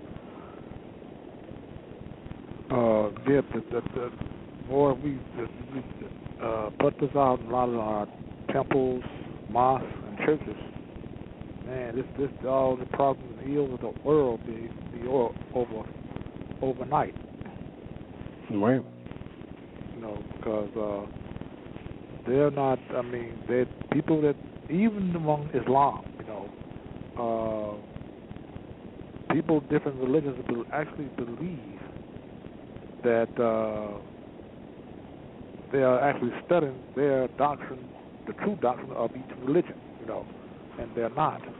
Once you break it down in the metaphysical terms and the dealing with the astral plane and dealing with the mental plane and dealing with the spiritual plane and dealing with the mental plane, you know, and even such science as the animal kingdom or the vegetable kingdom, you know, and they're being taught, you know, and other sciences, you know, which deals with the Bible and the Quran and the Bhagavad Gita and all the other so-called spiritual books, you know. And once they get the understanding of that, like I say, you know, the game is over. But the world rulers knows this, so they keep a stamp on all that. No, they pay preachers, cardinals, and rabbis, bishops, preachers. I mean, it's a worldwide thing, and it's fantastic when you really look at it and how they really manipulate the world, the minds of the people of the world. Right, and that's because oftentimes they themselves are controlled by these attachments that we talked about. But how you gain knowledge above those attachments is real simple by mastering the science of breath and learning how to absorb more prana. Right, there's 3 places that we always speak about that you can store prana. All right. Now, what is prana? Prana is a Sanskrit word derived from the word pra, which means forth, and on to which means to breathe or move or live. So thus, prana, you know what I'm saying, means to breathe forth or life breath or life energy, being the nearest English translation or equivalence of the Sanskrit term. All right. So as in the Hindu thought, though. There is but one life, one consciousness, and prana has been used for the supreme self, which is the higher self. So to tap into the higher self is through the holy breath, which is through prana. Okay? So hence life on each plane may be spoken of as the prana of the plane. Prana becomes the life breath in every creature. All right? We understand that. So what is prana? Prana is the vitality, is a vital force, the existence of which is not yet formally recognized by Orthodox Western scientists. Remember, we just talked about that. They're now just tapping into it, talking about quarks. These are subatomic particles. They now just getting it. Right? So, understand that, we're dealing with prana. And from Atma, this prana is born. And who's Atma? Atma is the same as Adam, or Adam Kadmon, the heavenly man, as we would say, within the Hebrew translation or the Kabbalah. Atma is recognized or described as Atma in his outgoing activity. In other words, the manifestation of Atma, or Adam, and we being the children of Adam, hence the atoms or the atomic structure, is by way of prana. So when the Hebrew speaks of the breath of life, which is, they call it the nephesh, all right, breathe into the nostrils of Adam, the nephesh. They're not speaking of just prana alone, but prana combined with the next principle, which is karma. And karma, this together is the vital spark that is the breath of life in man. In the beasts or the animals and in the insects of physical and material life.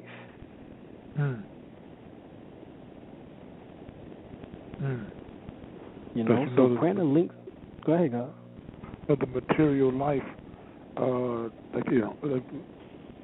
really don't really exist, right? Right, but that's the manner. Or the Maya, that's the Maya that I'm talking about too. That these entities utilize in order to control us at these certain levels or lower levels that we refer to on this first and second overtone level of the astral plane. But in order to control ourselves and be able to control them, such as Solomon did through the greater keys and lesser keys of King Solomon, is through a 5-pointed star and through a 6-pointed star. This is really we're talking about the overlaying of these particular symbols upon the body. Hence, for example, we have a Macabre, as we stated. So if you was able to generate your Macabre to a higher level, and the absorption of more prana stored within the third eye area, the back of the heart, and right under the navel, about 2 fingers underneath the navel, and store that energy, and then you are able to control these entities, these lower entities, and they can't control you. You know what I'm saying? So the more prana that you can absorb and store, the more you are able to control this Maya or this illusion or delusion. So that's the key of what's really going on. And that's what we talk about, is that this happens by way of first learning the science of breath. So we know that the yogi or the yogic powers that is known as the siddhis. It says those who acquire these siddhis are known as the siddhas. The process through which that they obtain the siddhis is called siddhanta. Pranayama is one of the most important siddhanta. It says through the practice of asana, you can control the physical body, and through pranayama, you can control the subtle astral body, or the linga, sarira, as there is a intimate connection between the breath and nerve current control of the breath that leads to the control of the vital inner currents. This is the reason why they refer to, you go to the dictionary, Webster Dictionary, Webster Merriam Dictionary, or Merriam-Webster Dictionary, whatever you want to refer to it as. You go there and you look up the word breath. You will see the word spirit embedded inside the definition. Go and look up the word spirit. You see the word breath embedded inside the definition. They are both synonymous. So breath is spirit. Spirit is breath. All right. The word spirit comes from the Latin word spiros or spiritus, which means to breathe or blow out. All right. When they talk about the Holy Ghost in church, Right, what right. That's the Holy about, Ghost. The holy breath. Right, the holy breath, the Holy Ghost, the Holy Spirit. All that is one and the same thing. Which is actually talking about the breath activating the Holy Spirit, which is the Kundalini aspect of ourselves, which is called the Shekinah within the Hebrew or Kabbalistic text, in which that is the feminine face of God, which is Aset, as she's called within the Tamarian text. All right, or what is called the Perhem Heru text, or the Book of Coming Forth by Day and Night. Within the Bible, she's called Sophia, which is wisdom, mentioned within the Book of Ecclesiastics and Proverbs. This leads you to the Naga. Right, exactly. So they know what's really going on. It's just us breaking this down so that people can understand, what's what. So the prana may be defined as the finest vital force in everything that becomes visible on the physical plane as motion and action, and on the mental plane as thought. The word pranayama, therefore, means the restraint of vital energies. It is the control of the vital energies which tingles through the nerves of the person. It moves the muscles, cause him or her to sense the external world, think his or her internal thoughts. The energy is as such as nature that it may be called the vis viva of the animal organism. All right, the control of this force is what is the aim by the yogins by means of pranayama. He who conquers this is not only the conqueror of his own existence on the physical and mental plane, but the conqueror of the whole world. You see that? So, and they can get this from the Science of Pranayama, read by Swami Sivananda. This is what he's saying in here. So, we don't have to be under the behest of these entities from the first and second overtone level of the astral plane. These ETs and shadow beings and reptilians and all these other, entities or whatever, because we can conquer it through the science of breath, through pranayama. It's the prana that is the very essence of the cosmic life. And this is what they tap it into in order to mess with us as they exist on other planes of existence. Right. But when we build up our auric field and strengthen our auric field, then they can't mess with us. Right? So it's a known fact. Even when you do astral travel, you should guard yourself in gold light or white light before you exit your body, so that these entities can't mess with you. So the prana is the very essence of cosmic life, that subtle principle which evolved the whole universe into its present form, and which is pushing it towards its ultimate goal. So to the yogi, the whole universe is his body. The matter which composes his body is the same that evolved the universe. The force which pulsates through his nerve is not different from the force which vibrates through the universe, which is centrifugal and centripetal force. That's the breath itself. Inhale, exhale, push and pull, yin and yang. So the conquest over the body does therefore means to him the conquest over the forces of nature. Hence, one becomes a nature, or a force of nature. According to the Hindu philosophy, the whole nature is composed of two principal substances. One of them is called the akasha, or ether, and the other is called prana, or energy. These two may be seen to compose matter and the force of the modern scientists. Everything in this universe that possesses form or that has material existence is evolved out of this omnipresent and all-pervading subtle substance, akasha. Gas, liquid, and solid. The whole universe consists of our solar system and millions of huge systems like ours. And in fact, every kind of extent that may be brought under the world created, existence, that may be brought under the world created, or the product of this one subtle and invisible akasha. And at the end, cycle returns to the starting point. It is the same way that all forces of nature that are known to man, gravitation, light, heat, electricity, magnetism, all those that can be grouped under the generic name of energy, physical creation, nerve currents, all of such that known as animal forces, which is anima, which is the animal or spirit in which that give us the ability to live, and thus and other intellectual forces also may be said to be the manifestation of cosmic prana. From prana, they spring into existence, and in prana, they finally subside. Every kind of force in this universe, physical or mental, can be resolved into the original force. There can be nothing new except these two forces in some one of their form. Conservation of matter, conservation of energy are the two fundamental laws of nature.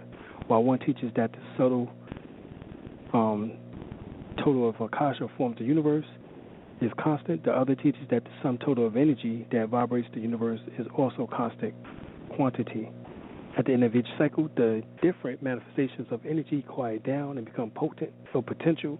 So also the Akasha, which becomes indistinguishable, but at the beginning of the new cycle, the energy starts up again and act on the Akasha so as to evolve the various forms. Accordingly, when the Akasha changes and becomes gross and subtle, prana also changes and becomes gross and subtle.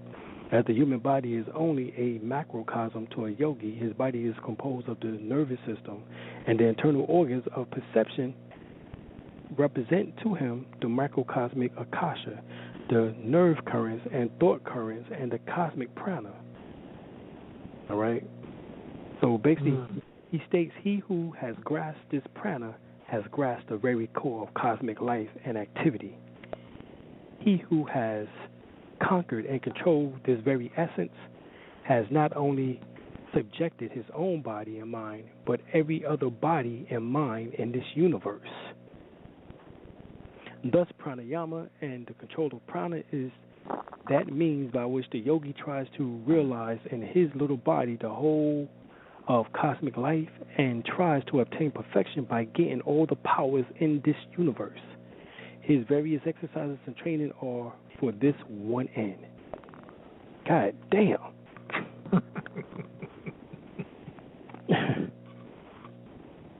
So in the movie Ghost, when a lot of the criminals were killed,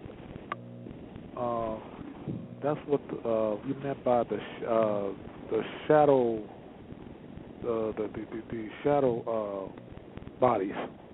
Right. That gets them, that takes them, to a different plane, though. Right.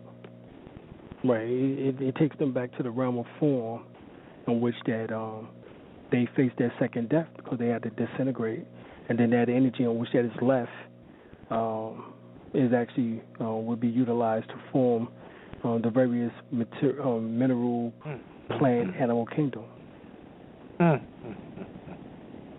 I've never had no one break it down to me like that. Like you just broke it down to me tonight, Dr. Alim. No, you're welcome, Mark. That's the Not whole like point that. of why we do what we do, bro. Wow. Woo. Hopefully cats are getting what we're talking about here. You know what I'm saying? So the key ingredient to healing, building, or destroying is the manipulation of this universal life force energy. So entities that have hostile agendas towards us, whether they are called the jinn or demons or fairies, ETs, reptilian shadow beings, or Archeon, know how to manipulate these forces. It would be wise for us to begin to learn Reiki, pranic healing, Qigong, Tai Chi, and all other energy modalities to avoid their manipulation and even possible possession. So this is the reason why we practice what we practice. There's no need for us to lend our physical body to them for no communication or for anything else. Because once you tap yourself into your higher self, then you have all answers. Because you become the master of that prana, which that we're talking about. And the more prana you can store, the more prana you can have, the more powerful you become, the more of the soul controller you are. All right. If anybody have any questions, we got the last few minutes here. You can give us a call at 626-414-3535. That's 626-414-3535. Give us a call if you want to get in for this last 5 minutes or so. Brother, you got anything you want to build for those last few minutes?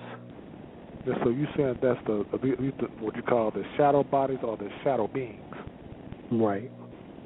Right. And it's mentioned right there in the Holy Quran Circle 7. People bypass it. Okay. It's mentioned right there. You know. Okay. The proper way is the shadow bodies, not the shadow beings, though. Well, shadow people, both. Shadow being, right. The shadows is all referring to Ephesians, when we just read about it, when we was talking about Ephesians, and we were talking about the principalities of darkness. Remember Ephesians 6 chapter 12 verse, where he said we wrestle not against flesh and blood, but against principalities, against powers, against the rulers of the darkness of this world, against spiritual wickedness in high places. You know, so that's really what we're battling against. The rulers of darkness in this world are the shadow people. And those people who become overshadowed by these astral beings or archeons, in which that tends to make them do their bidding. And one of their biddings right now is to find some type of weaponry in which that can damage us by our ethnicity, as well as also kill us off and depopulate the planet.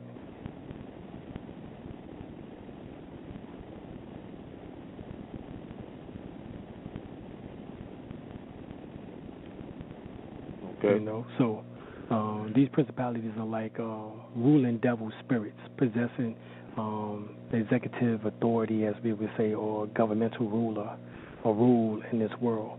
So as you see, this ruling power usually involve a particular nation, people, or race. There are evil angels ruling the kingdom of the world that opposes, as we would say, the truth of God, you know, and of which Satan is the chief prince or ruler of both the world system and its organization of what they refer to as demons, you know what I'm saying? But really,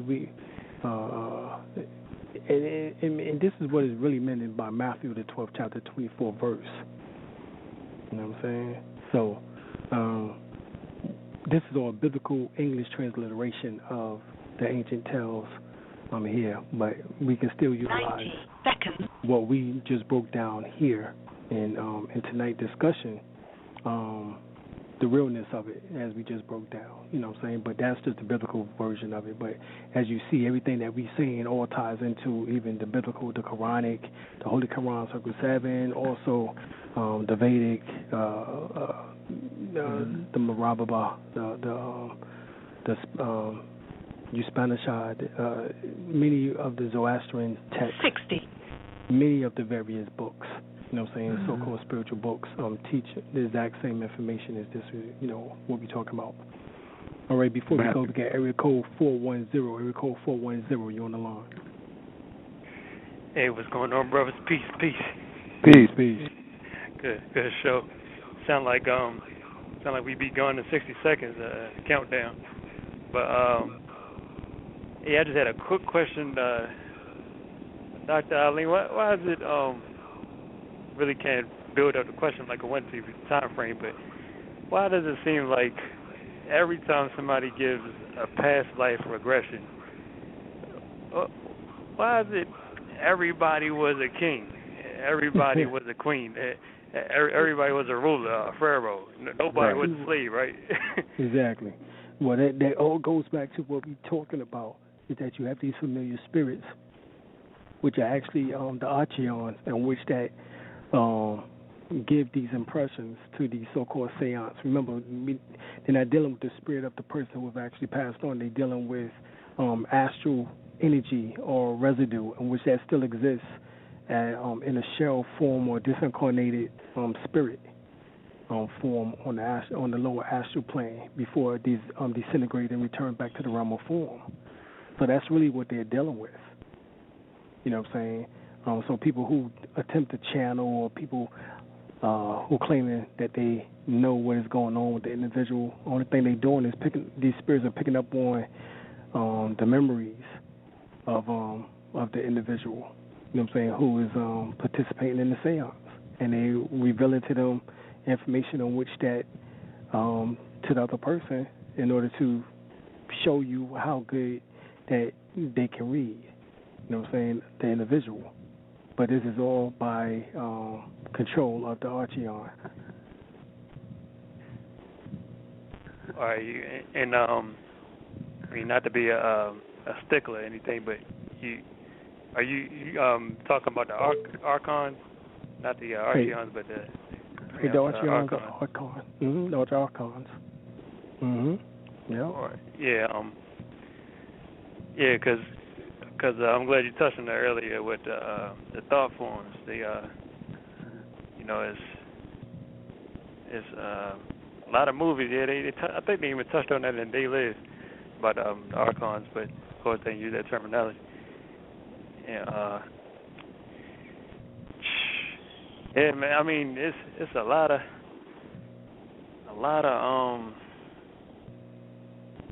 I guess you could say ambivalence with the reincarnation doctrines, because like if you really look at all the different cultures, they had different views on reincarnation, even though it's like we all talking about the Atman or the soul, but it's like, how do we still have these different cultures just talking about different perspectives on it? And like for instance, one of the saddest things I heard about this year was the Aborigines in Australia.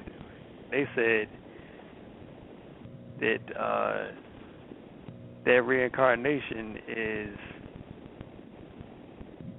something about they could go from children. The children, the imagery of a parent will be in the child, but if they lucky, they will reincarnate to a white person. That was one of the saddest things I heard this year. But that sounds like a broken spirit. That like they broken down or whatever. No, it definitely is. Yeah. Here you is you on a landmass before these Peckerwoods even showing up. You talking about to be lucky to reincarnate to a pale face. Wow. Yeah, that definitely is sad, bro.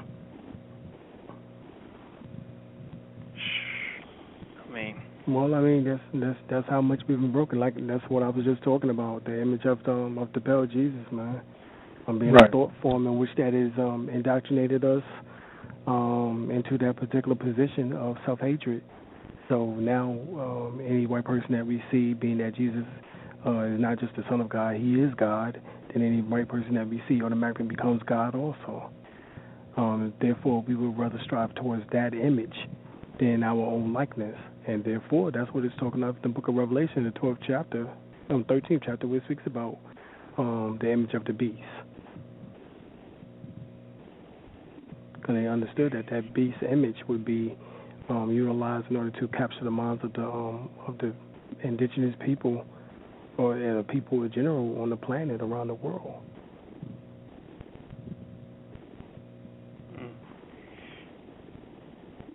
What do you think about it? It's in the Wisdom of Solomon.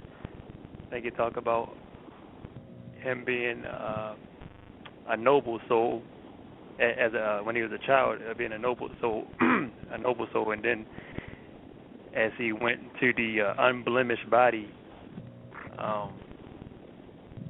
something about he fell as he went to the unblemished body. It's like kind of far as they went with the reincarnational aspect, much as they could, and then they take out. I think Justin took out a lot of reincarnation aspects at 525 in the Bible. Right, he did. But when we go back and look at even at the Bible, Jesus shows incarnation twice within the book of John. It's actually just like a chapter or so apart where the disciples asked about John the Baptist, who was John the Baptist, and Jesus said he was the return of Elijah.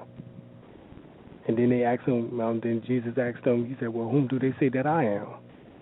And then they say, well, Jeremiah, one of the prophets of old, Elias, blah, blah, blah. So the reincarnation is still in there. You know what I'm saying? And it's still told throughout the various inspired books. The only thing in which that the Hindu, that many people have misquoted the Hindus in understanding is that the role of recycling, of energy recycling as another animal or entity, Right. We were talking about last week. Right. So that's the thing in which that everybody don't understand. Can a brother was telling me today about a story of this brother named Cobra Kai, and he was talking to this possum and told him that the possum could possibly be human in his next incarnation, or next life. Well, what is missing out of that scenario is that energy dissipates.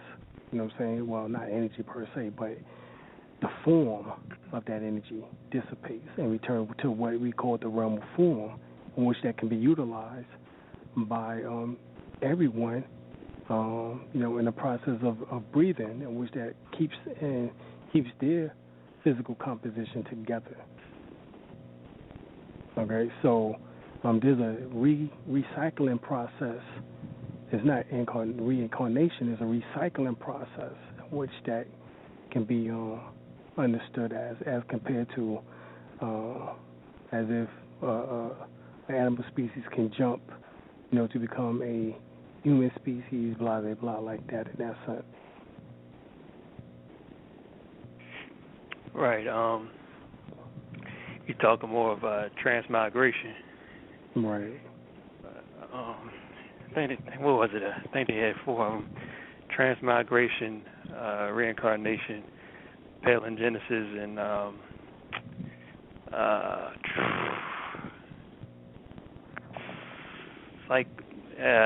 it's something else. But yeah, they, like you saying, cycling the energy, not just your typical evolutionary, like going from ape to man type of simplicity as far as that. Right. But exactly. But yeah, that brings up my I guess the show pretty much done, but I had a question about the like you just brought up the guy that was talking about the possum, and the kind of the confusion with the Vedic text, and then I think it's in Jainism and some of the texts in Mahayana Buddhism, it talk about eating meat, and even Osho he touched on it too, and Blavatsky, about some people can't remember their past lives due to eating that dirty ass meat. Right.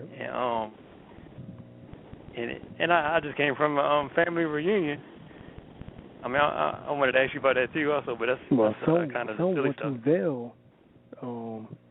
Some want to veil and keep from remembering their past lives.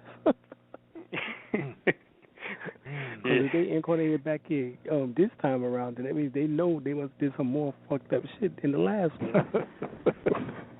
Yeah, they probably run around with Prozac in a baby bottle. Exactly. trying to keep from the memories. Exactly. Shoot, they don't want to find that out.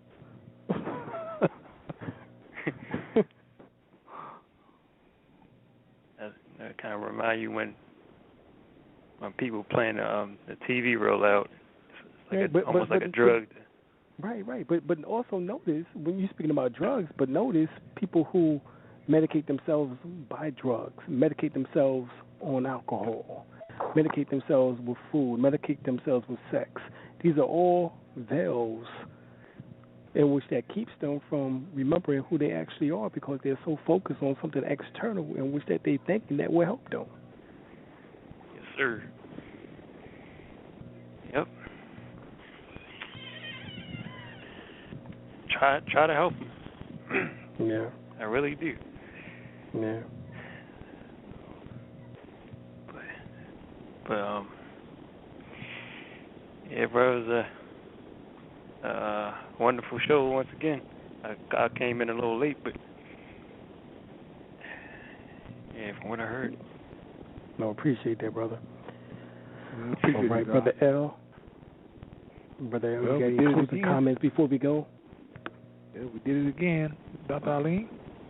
Oh, yeah? Yeah, brother. So, all I can say is do it again next week. Okay. Same time, same Sounds station. good. All right.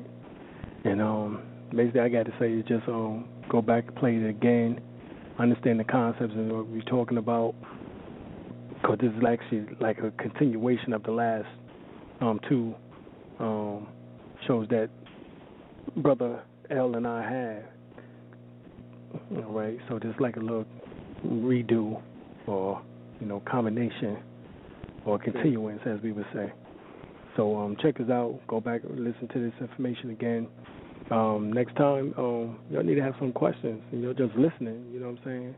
I appreciate brother calling in, you know what I'm saying? But we need calls, you know what I'm saying? We need, questions in which that people might have, experiences that y'all might have gone through, right? In order to help other people wake up in this conscious movement or awareness, I should say. This conscious community thing is damn becoming redundant. Just let's say becoming more aware. All right, so that's my piece. Also, September the 18th, 19th, and 20th, we have our event going on. Please call us at 910-364-9099. That's 910-364-9099. Go to our website, www.dralimelbey.com. Go to the calendar of calendar of events. You will see that our event, September the 18th, 19th, and 20th, 2015, the Melanin Conference is going to be hidden. If you all enjoy the information that we've been dropping on these radio shows over the last 4 years, then come, and enjoy, up close and personal as we drop this information and teaching you even more in-depth information that we can't even go into on the radio show, because sometimes you need an actual seminar expo where you can actually get hands-on. And we teach hands-on.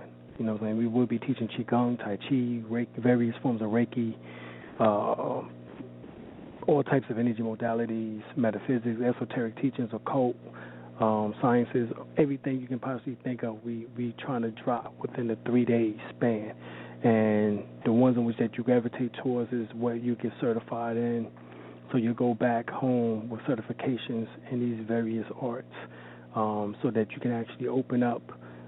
We tell you how to open up your own business. You go to the Secretary of State building, do unincorporated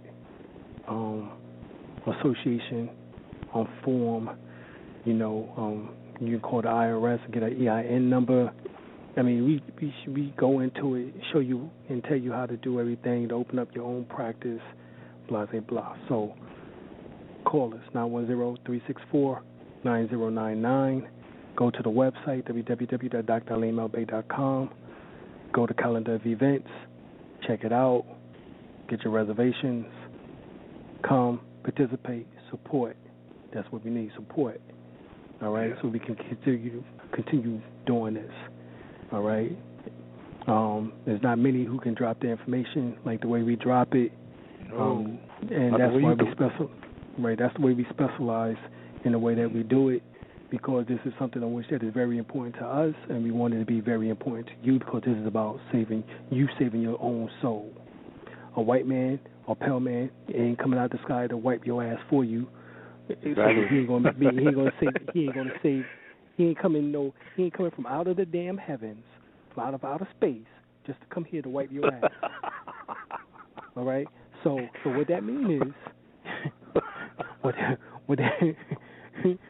means is that you're gonna have to learn how to wipe your ass yourself. All right. So this is self-saving that we're talking about. All right. Not waiting for someone to come out the sky to do it for you. All right.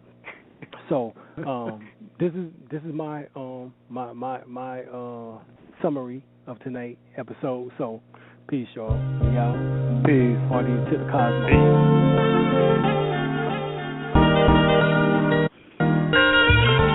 All around the production.